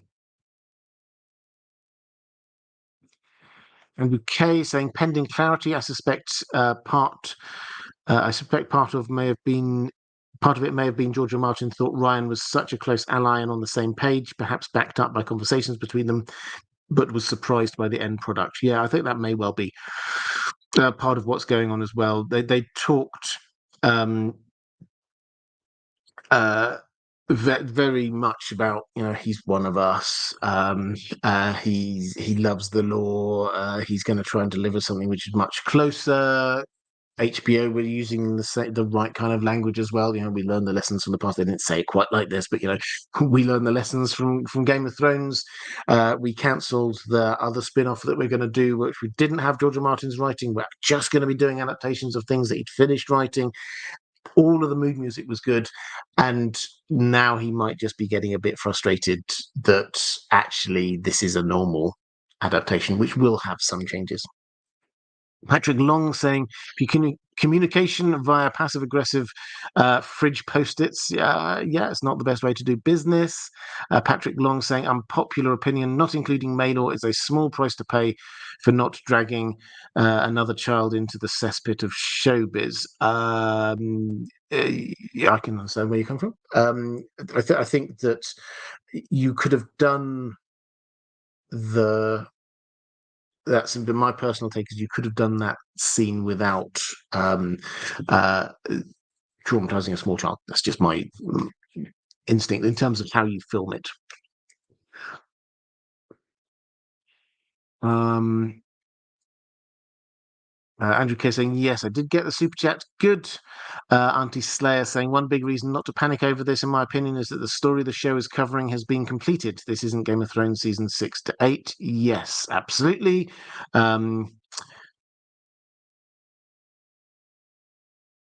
Ranabir Mitra saying also DMG suggestions regarding Lord of the Rings video suggestions for the channel via Patreon. Thank you very much for that. And Luna Cascade saying, would House of the Dragon and Game of Thrones be as successful as it is if George R. Martin's name weren't attached to it? George R. Martin knows his worth and is frustrated with the straying plots. Yeah, I mean, it's an interesting one, isn't it? George R. Martin is in a, I mean, it's not a unique position, but it's quite a rare position as a living writer when his shows are out there being so massively successful, based on his creation. We look, obviously, with Rings of Power, we're talking about earlier, you can talk ad infinitum what Tolkien would have thought about this. And we can have views on what Tolkien would have thought about this, but Tolkien himself is not here to tell us. Similarly, The Wheel of Time, we don't have Robert Jordan. We've got Brandon Sanderson, who can kind of stand in a bit, but we don't have Robert Jordan there. Even something like Star Wars, it's interesting. So George Lucas has sold everything over to Disney and clearly has some bit of a contract somewhere where he can't really say much a pine about the Star Wars things coming out. So his name is still kind of attached to it in some kind of ephemeral way, but not as George Lucas's Star Wars. If there were a dramatic falling out between George R. Martin and HBO, and he said, I don't want my name, I'll happily take your money, but I don't want my name associated with this. I want it written inspired by George R. Martin's whatever, rather than co-created by. Would that change the audience? Personally, I suspect not huge amounts. If it's a good TV show, I think people would still watch it. And even if it's not obviously from him, but I'd be interested in what others thought about that. Reflective Rambling saying, I think it was more that showbiz is hard on kids in general, not filming that particular scene. Yep, that's absolutely fair. April May saying, for real, the show is so good, except how it went a bit wonky in the last few episodes. I think this is a point worth making. I really enjoyed the show. Season 2, I thought it was really. I thought it had higher highs in many ways than season 1. It was a little bit more up and down than season 1, but I don't look at it and go, wow, that was a big drop. I look at it and say they pretty much stayed at the right level. There are a couple of episodes which were down, but there are also a couple of episodes I thought which were really good. Mr. Bumpy Cat, what if Rings of Power used House of the Dragon style time skips with human characters coming and going, but elves, dwarves, Numenorians remaining, rather than cramming 3,000 years of story into a few tumultuous months? I mean, I'm sure they considered doing that, but I think the issue they will have faced is that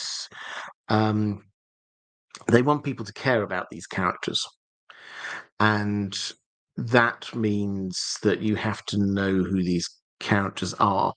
And so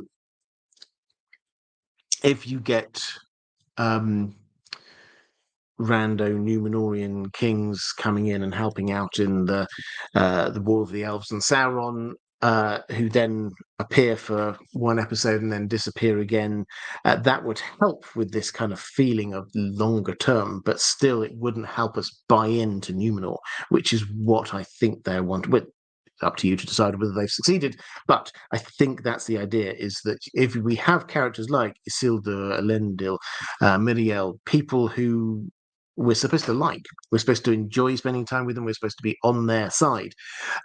So rather than just saying, well, you can appear a few episodes at the end, they wanted to get us to like those characters from the beginning. So, yeah, I think it's one of those things where as a Tolkien fan, I think I probably would have preferred it if they did do it as per Tolkien had 3,500 years. Let's just do an episode here, then let's do a big time skip, and then do an episode here, then do a time skip. I think I would have preferred that. But I think that even with the ring, even with House of the Dragon, I remember back in season 1, they weren't moaning about the time skips, but this was one of the biggest things people had against season 1, was that the time skips and changes in actors kind of left it feeling a bit disjointed. So yeah, I understand why they made the changes. I personally, for me, I would have preferred it the other way around, but I understand why they made that. Carl Karsnark saying, I don't think George R. Martin would have gone public if he felt he could have made an impact in private. I think that's absolutely right.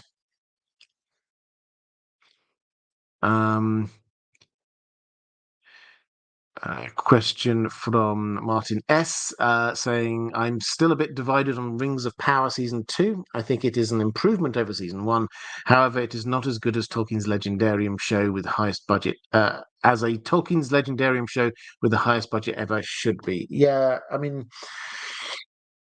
I would agree. I think Season 2 is an upgrade on Season 1 in terms of the things that I I particularly didn't like about season 1, bits of the writing, the plotting. I think this has been an improvement on that. I know a lot of people saying the pacing has worked a lot better, and the things that were good first time around, the visual landscape, the music are as good, if not even another step up in season 2. So yes, I think it is an improvement as far as I'm concerned. But let's watch out for those. We should beware the butterflies in this as well, because they will be quite significant, because the changes they made early on were really quite massive. And as we saw with the forging of the Rings of Power, simply by doing them out of order, that has created so many different issues that they had to work through.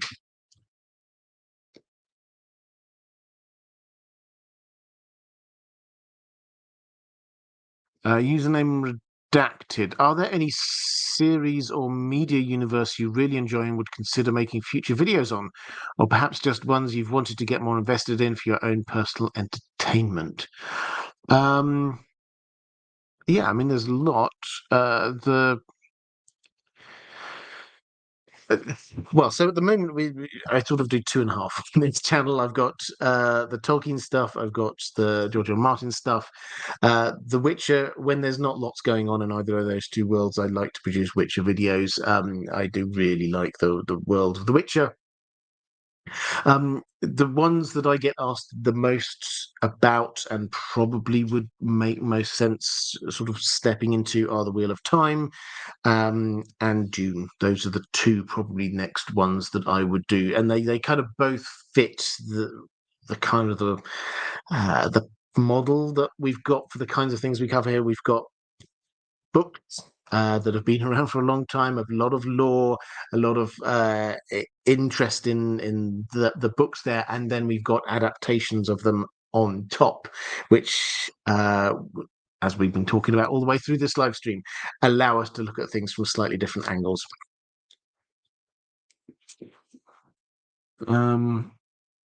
Okay.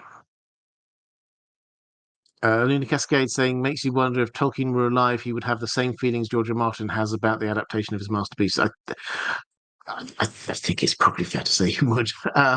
Tolkien didn't really like any of the ones that came at him, and to be fair, some of the ones that came at him were a bit odd in terms of adaptations, but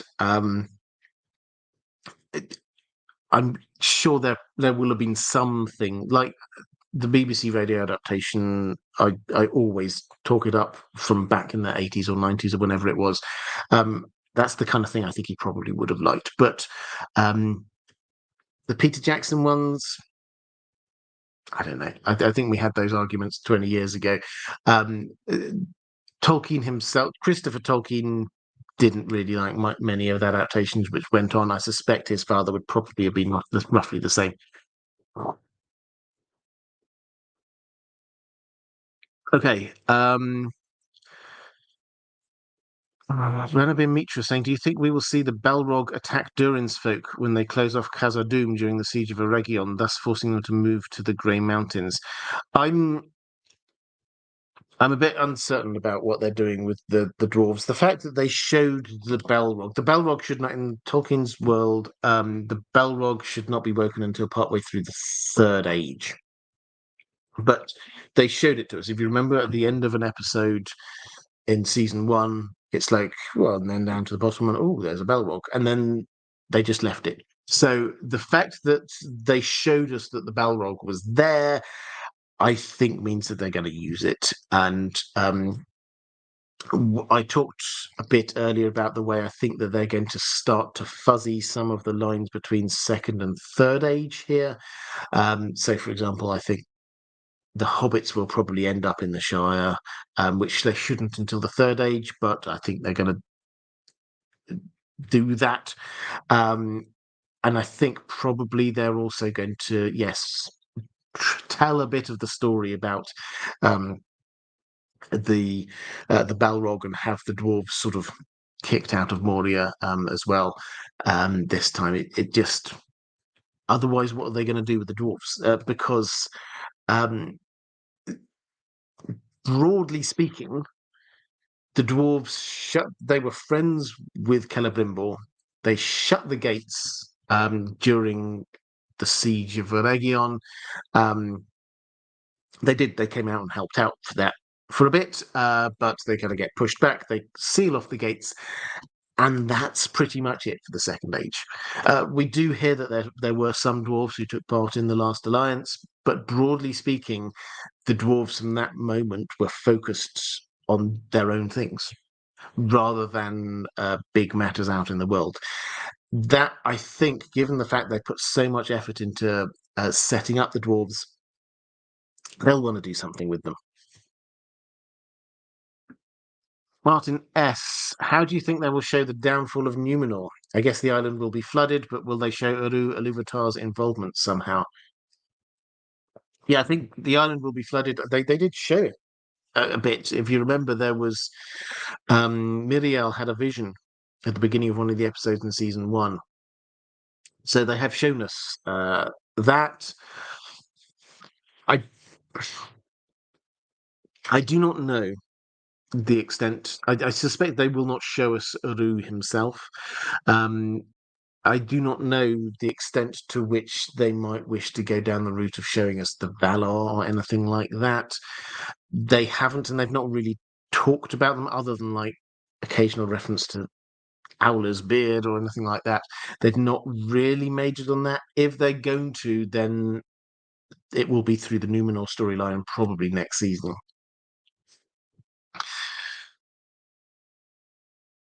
Right. Uh, both Kai's Ballerina and Anabim Mitra saying Chekhov's Balrog. Yeah, absolutely. And Patrick Long saying, imagine Chekhov not firing that gun. Exactly. So, I mean, this is the point. I mean, you made it far more eloquently than me and succinctly. If you show the Balrog, you've got to use the Balrog. You can't just go, here's a Balrog, and then let's just leave it alone. Right.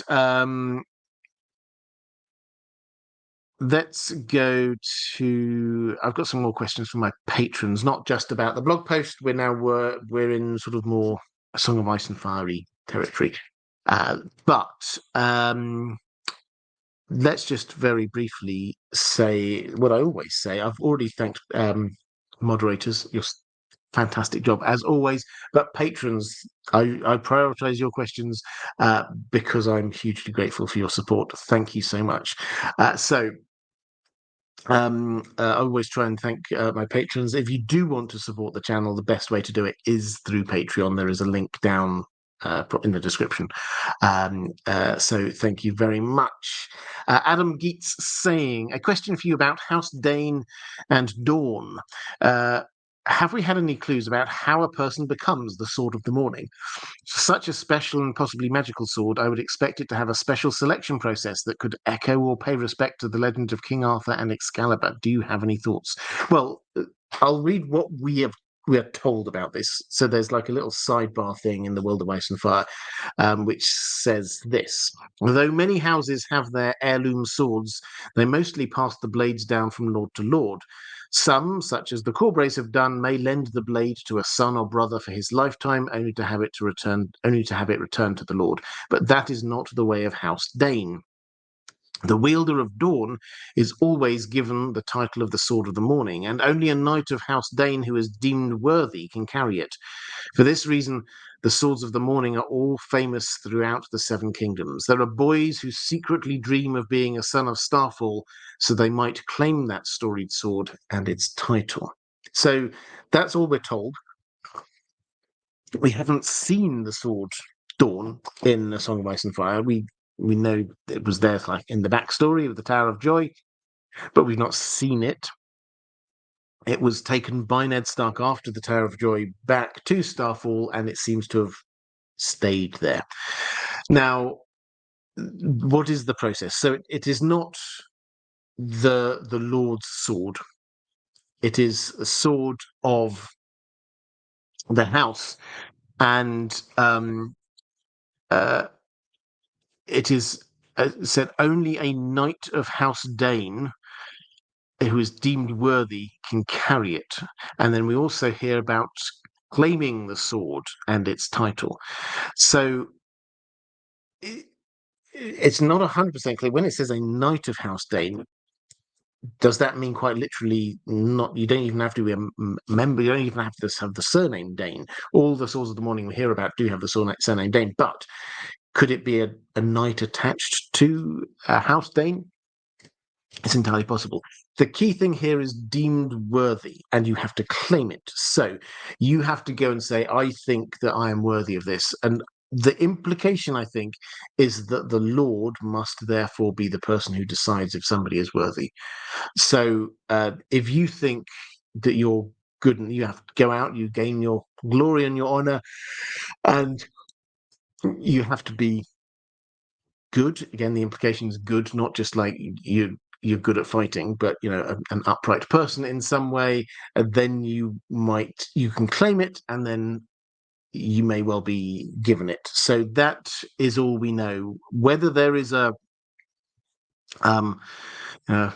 mysterious woman distributing swords from lakes, I don't think it's quite down that rabbit hole, but who knows? I think the implication is that it is held somewhere down in the recesses of Starfall, and everybody probably knows when it's about to be given. So when Arthur Dane, for example, claimed it, everybody knew he was a great swordsman, and he clearly is a member of House Dane, and so it's like at some point he would have gone, I want the sword Dawn, and it was given to him. That seems to be the way that it works.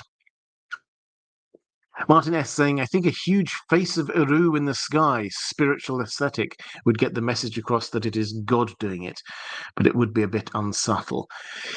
Yes. I mean, I quite liked what they did, and I can't remember whether it was episode 1 or 2 or something like that back in the first season. They showed, and they're quite limited on what they were allowed to show because of rights issues, but when they showed the death of the two trees, they kind of showed like a shadowy, spidery kind of shadow thing looming over everything. They didn't actually show Ungoliant there kind of sinking her fangs in to the trees, but they did kind of show like a shadowy, spidery figure looming. And I think that might be a way that they could do it. So if they could do like an echo of like a hand or something like that, rather than the face. I think the problem you have with like putting the face of God in the sky, it could quite quickly get into something that feels a bit Monty Python-y. And I think that they would want to avoid that, but something like a hand just sort of like pushing the waves, I think they could probably get away with.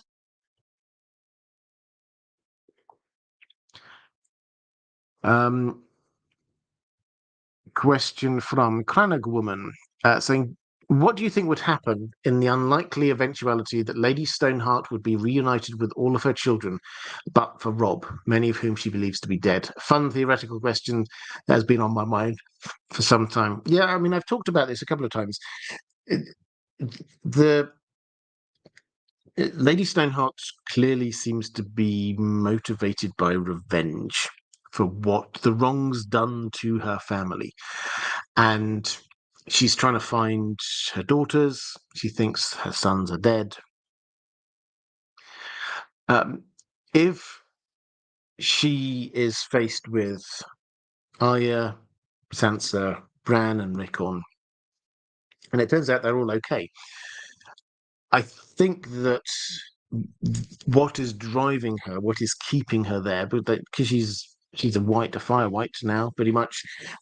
What is keeping her going is this need for revenge, and she still needs to get revenge on what happened with Rob. So I think it's the phrase. That's the other part of this. She needs to get rid of the phrase and anyone else who's responsible for the Red Wedding. And at that point, so she's holding the crown. If she could see that her daughters are there, if she could give the crown to Bran, that's who she thinks should now be the king. If the phrase are all dealt with, that's the moment at which I think she could just let go of her existence. Auntie Slayer saying, I just want to say I love your streams and the community around it. Well, thank you very much. I started watching a couple of years ago and have now officially finished the main Song of Ice and Fire series. Well done. Really good. It's a big series, and that makes me very happy. So good. Yeah, well done. So you then go on to say, although Fagon may not truly have the birthright of the remaining viable candidates, how do you think he would perform as king in terms of serving the realm? I feel like he gets a bad rep, even from the audience, for being a pretender, which is kind of unfair and shows how even we as readers can get caught up in the monarchical rules of this world. Also, if Varys hates magic so much, why would he be attempting to reinstate someone of Targaryen blood, assuming he's Targ or Blackfire, who are much more magical than the Lannisters, Baratheons, etc.? I feel like his true motives are the most ambiguous of anyone's. I've got one more video coming some point in the next couple of months or so about Varys and his plans. But in terms of Fagon, would he make a good king? Yeah, I think he would. And I think this is one of the points that George R. R. Martin is very clearly trying to make, is that the person who would be a good king is not necessarily the person who would inherit in this system. And Varys has manipulated a person, trained up someone to be the perfect candidate. And I think that we will see him be a good king in a very limited sense. I think that they will take over. I think Fagon will take over King's Landing, and I think that he will be fated as a good king, be welcomed by the people, and do good things. It will all end when Dany arrives, and then they'll have to have a conversation. But I think that we're going to be prompted to ask this question of he seems to be pretty good, but he's probably not who he claims to be. Does that matter? That, I think, is the kind of question George R. R. Martin does like to play with. And in terms of the why might Varys want to bring someone of Targaryen blood back if he doesn't like magic? The not liking magic thing, I did touch on this in a previous Varys video. It's possible that he played this up. The conversation where he's there, he's giving his backstory about the wizard who did terrible things to him when he was younger. That's the timing of that and the audience for that. This is for Tyrion to get into Tyrion's good books at a time when the rumors were going around about Renly being killed by a shadow baby.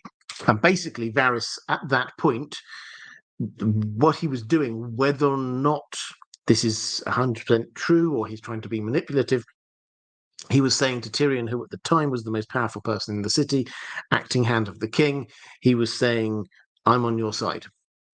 And you can know that I'm on your side because I hate magic users like that person over there. So that was what was going on. So it's entirely possible that Varys might have been playing up his hatred of magic in order to try and win Tyrion over to his side. But as for why he might want a Targaryen on the throne, the Targaryens have not shown much signs. Well, certainly the Blackfires haven't, as far as we know. We'll have to wait and see in Fire and Blood Part 2, should we ever get to that. But there's nothing from Fagon that we've seen in the books that suggests that he's inherited any kind of magical abilities or anything. And the Targaryens as a whole, obviously the dragons had gone, so the dragon dreams may still have stayed with the Targaryens, but if you've got somebody who you've trained up from nothing, basically, and is a Blackfire or Targaryen only by name, Blackfire, but a couple of generations removed from the male Blackfire line, perhaps he just thinks it's not really an issue. And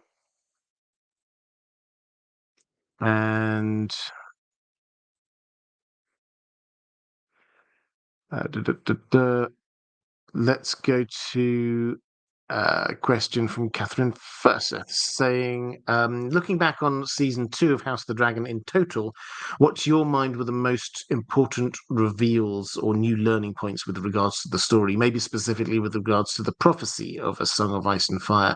What are some of the biggest things that made you reconsider or deepen your understanding of it?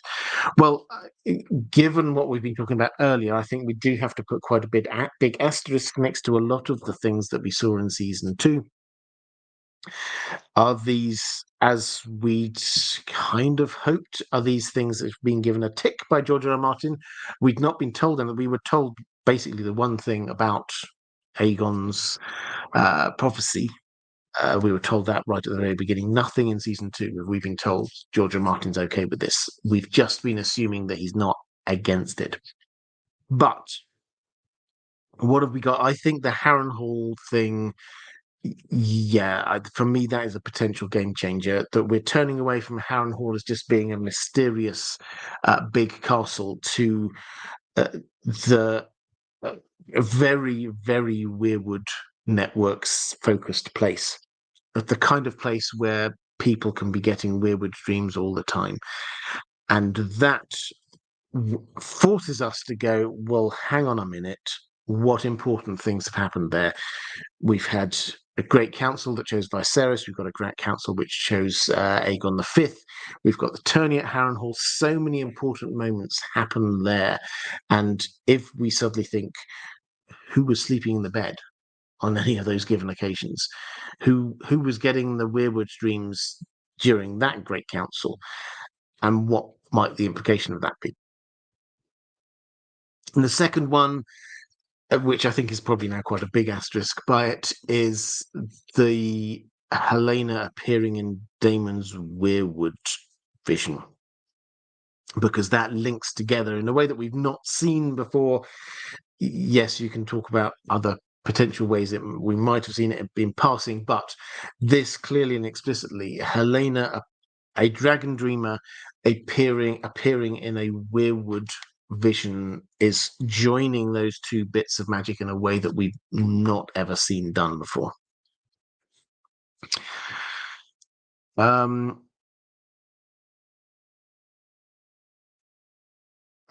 Jacob Amabelina, I think I might have not copied across all of your question. Apologies about that. I will see what I can get to the rest of your question. But 444, just talking about Tolkien and music, saying there's music inspired by Tolkien's works. A German power metal band called Blind Guardian. I understand it's not everyone's musical cup of tea, but it's worth a try. The band has an entire concept album inspired by the Silmarillion, Nightfall in Middle-earth, in which 25 tracks, not all the songs, some are spoken parts recounting events of the Silmarillion. So, yeah, there we go. Blind Guardian. If you're into that kind of music, do go and check them out. Martin S. Asking about Círdan and his ships, it made me think about the value of all the ships he crafted, as in their total value over the millennia. That is, what would be their value on Adar, translated roughly to present-day real-world money. My estimate is probably in the tens of billions of UK pounds. So... Círdan is a craftsman of legendary skill, definitely can't be compared to an average retail worker, closer to a world-famous artist.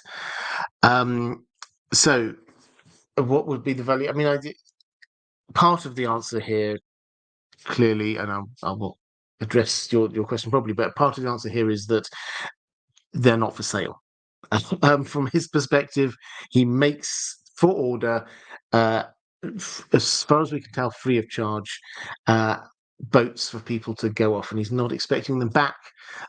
This is just part of his service. So, how much is he earning from this? Nothing, as far as we can tell. That doesn't seem to be how the elf economy worked.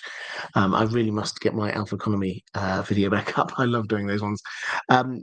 But to sort of answer your question, yeah, I think each boat that he does is a magical boat. It's clearly crafted to the highest possible level, and each of them would be worth a lot. We don't really have currency systems, so exactly what they would be, but yes, over the millennia, billions is definitely probably tens of billions in terms of sort of raw value. I've got one more question from my patrons, so I'll quickly flick through the chat.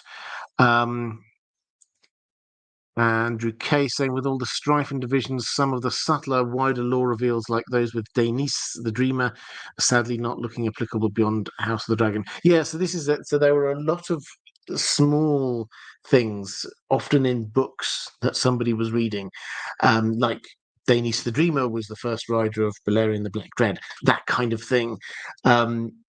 I think we did sort of have that as semi-canon. I think it probably stay as semi-canon now. I don't see any reason why it's not right. But now we're not sure the extent to which George had an input into any of this in season 2. I don't think we can hope that this was cleared through him personally. Username redacted saying, what was Varys and Illyrio's reaction to Dany's dragons being born? Surely they couldn't have predicted it, and they seem to have put all their eggs into Fagon's basket. Will they openly oppose Dany? No, so they've actually... The video I've got, which will be coming out at some point, is Varys and Illyrio's master plan, which does seem to sort of confuse a lot of people, which I completely understand, because even characters in World say they seem to change their mind quite a lot. And they do seem to, but it does seem to be across a clear set pattern.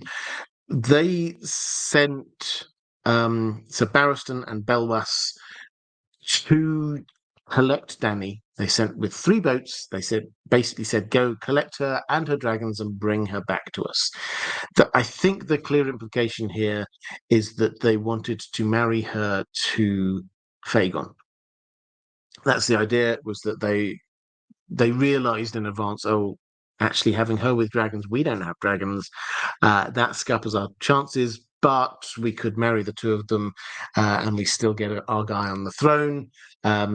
I mean, who's to know how manipulative Varys could have been? Maybe he might have even been planning ahead. Dany could have an accident or something like that. But they decided Dany could not be ignored. She had to be brought on side.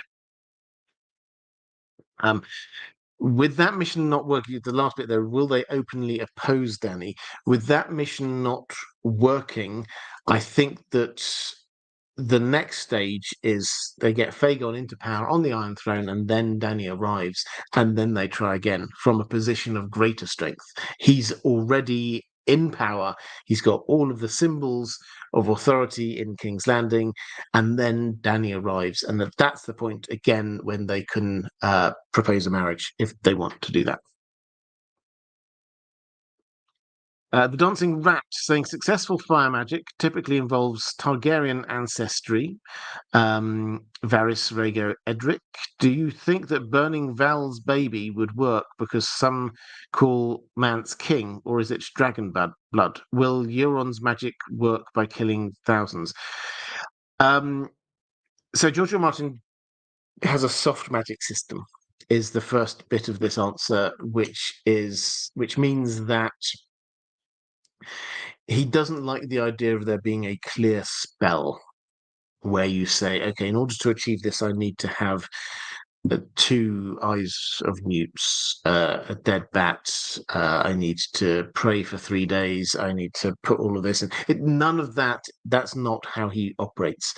But he definitely has this idea that of sacrifice is required in order for magic to work.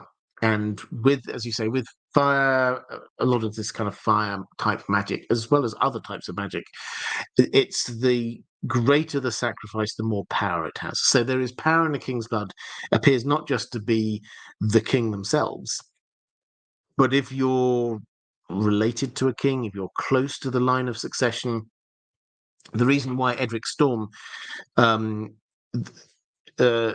there as a potential sacrifice was not that Edric Storm was at any point in the line of succession.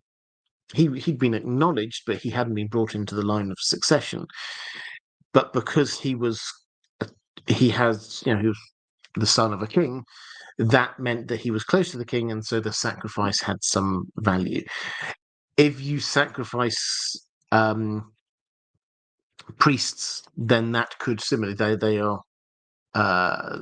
these are sort of high value individuals.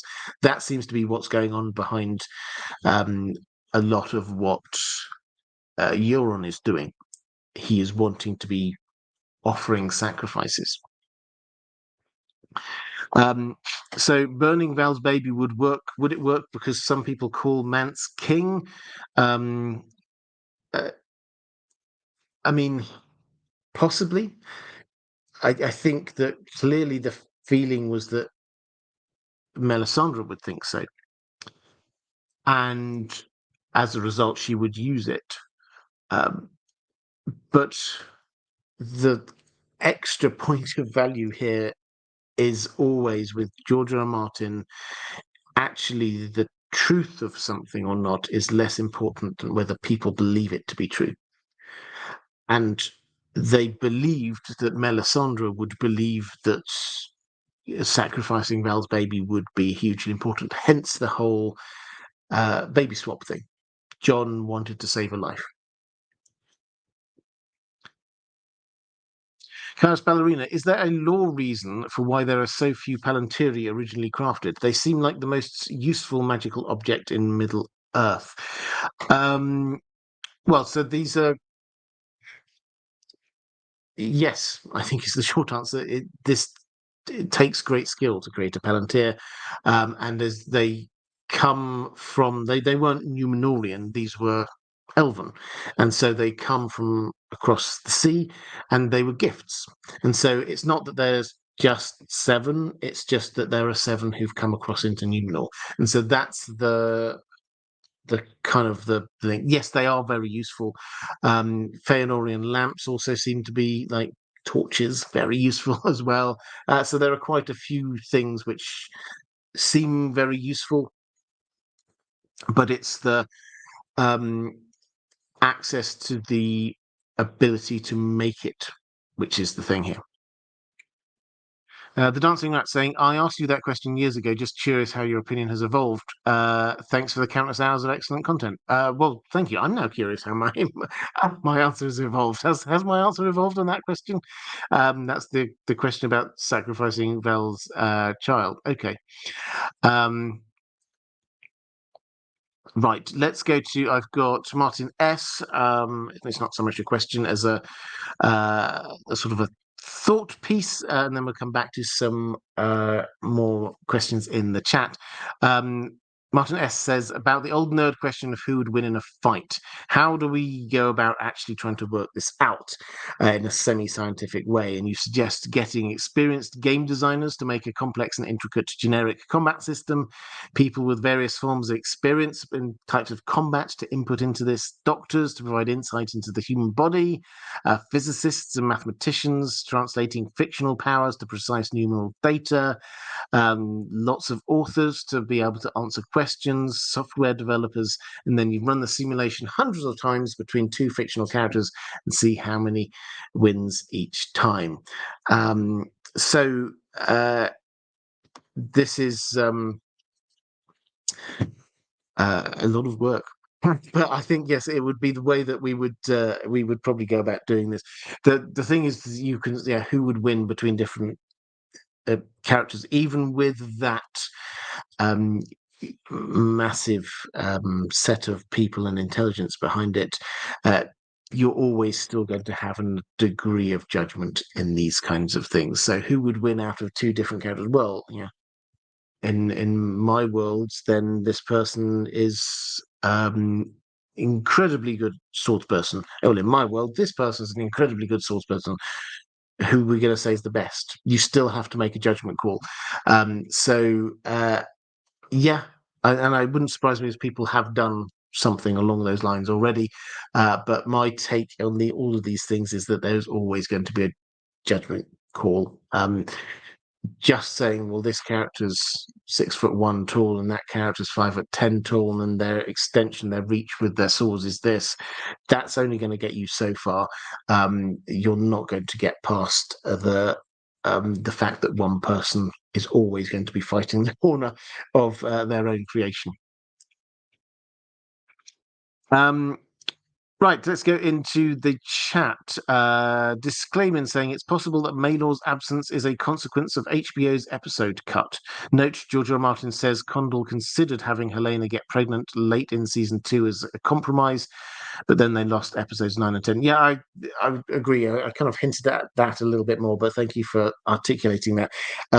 It's entirely possible that the original plan was that we're going to have a pregnant Helena in season 2, but then they couldn't and they had to take it out.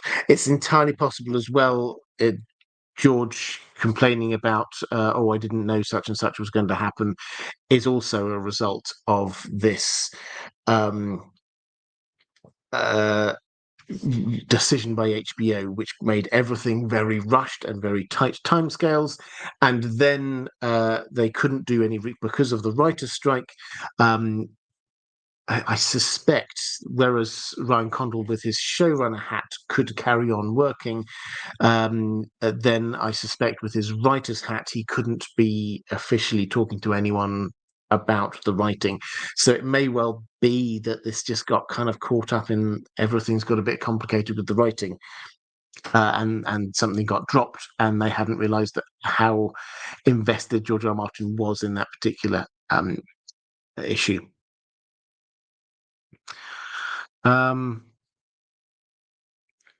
Trankirk saying, is it possible to have a stream just for Rings of Power, House of the Dragon? Because some of us don't watch both series. Yeah, absolutely. I generally do. What I've found, and I'm trying to work out how to deal with this on Rings of Power. While Rings of Power is on, then because it's dropping for me in the morning on the Thursday, just doing a breakdown of the episode. Actually, there's not many people who've seen it by the time here. Some have seen it, but not huge amounts. But at the same time, I don't want to completely ignore it, because if you have seen it, then by the time this live stream comes around, then obviously you want to talk about it. So that's why I'm doing this kind of mishmash things at the moment. When that's over, when we get to the other side, then we'll return back to doing. If you go back to my old live streams, you'll see. Then I tend to focus just in on one area.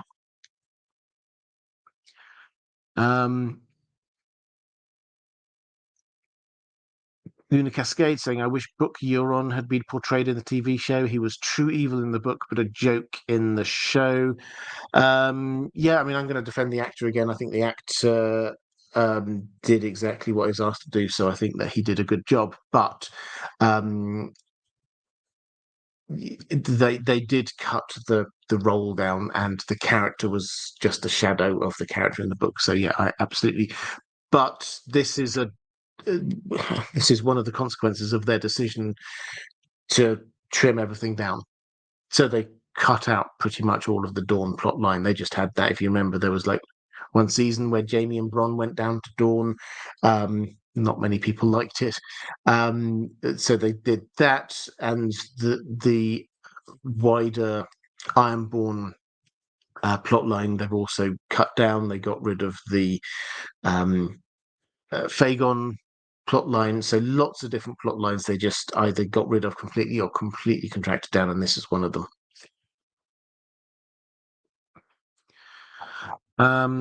Okay, I think Andrew K saying, considering we had 2 fewer episodes, did we need Daemon having visions for 4 or 5 of them? I mean, I think it's a very good question. Martin S saying there is a master stone in Tol Eressëa. If the Valar wanted to help the Free Peoples, could they use that to deal with some mental blow? To deal some mental blow with to Sauron? The Valar. I mean, this is more not so much to do with do the Valar have the tools to deal with Sauron? Yes, the Valar could, in a number of different ways, deal with Sauron if they wanted to, but they wanted to take the step back. When we get to the Third Age, they're helping out. They send the Astari. Ulmo seems to still be hanging around and helping out, but by this point, they're taking the step back. They're handing this world over to the people for whom this is designed, and that means them not stepping in all the time to just get rid of. Oh, there's a bad guy threatening the peace. Should we go in there? No, we're not going to go in. They can now. They're grown up enough. They can sort this out themselves. So that's the kind of feel we've got going on there. IDG Live saying it may be logistically challenging, but these networks should perhaps be open to changing showrunners. D&D, for example, clearly wanted out. I don't think that the Game of Thrones showrunners wanted out of Game of Thrones. I think they wanted to finish Game of Thrones on their terms and were allowed to. I think that's what the difference was, and I think that HBO would basically have had to sack them. They said, we think we can finish this off in a couple of seasons, a couple of short seasons from where they were after season 6. And HBO tried to persuade them to do a bit more, and they said, no, we can do this. Trust us. We have to. And we look at Game of Thrones through the lens of what we saw happen. At the time, season 6, this is the biggest TV show in the world. Everybody loves it. By that point there were some episodes which were a little bit down, but some other episodes which were so fantastic and everybody loved. So they could do no wrong at that moment in time as far as HBO were concerned. And so they say, well, we want to do 2 more seasons, then they'll allow them to do 2 more seasons. Right. Let's. I'm going to slightly draw this to a close. There were a couple of people who had, I think it was Northern Tommy and Stephanie Frederick. Happy name day to you. I hope you had a fantastic day. What we've got coming up over the course of the next few weeks, I'm going to try and get out 3 videos a week over on the main channel, a couple of Tolkien ones and another one over on the Song of Ice and Fire side of the house. On the Well Told Tale, do keep an eye out. We've got some fantastic short stories coming forward. We've just finished 1984. And what else? We'll be back on this channel same time next week. Okay, so if you are watching this back a little bit later, appearing somewhere around here is going to be a link to other live streams that I've done. Appearing somewhere around here is a link to my Patreon, which is the best way to support this channel if you wish to do so. That, however, is all for this week. Take care, everyone, and I will see you again soon.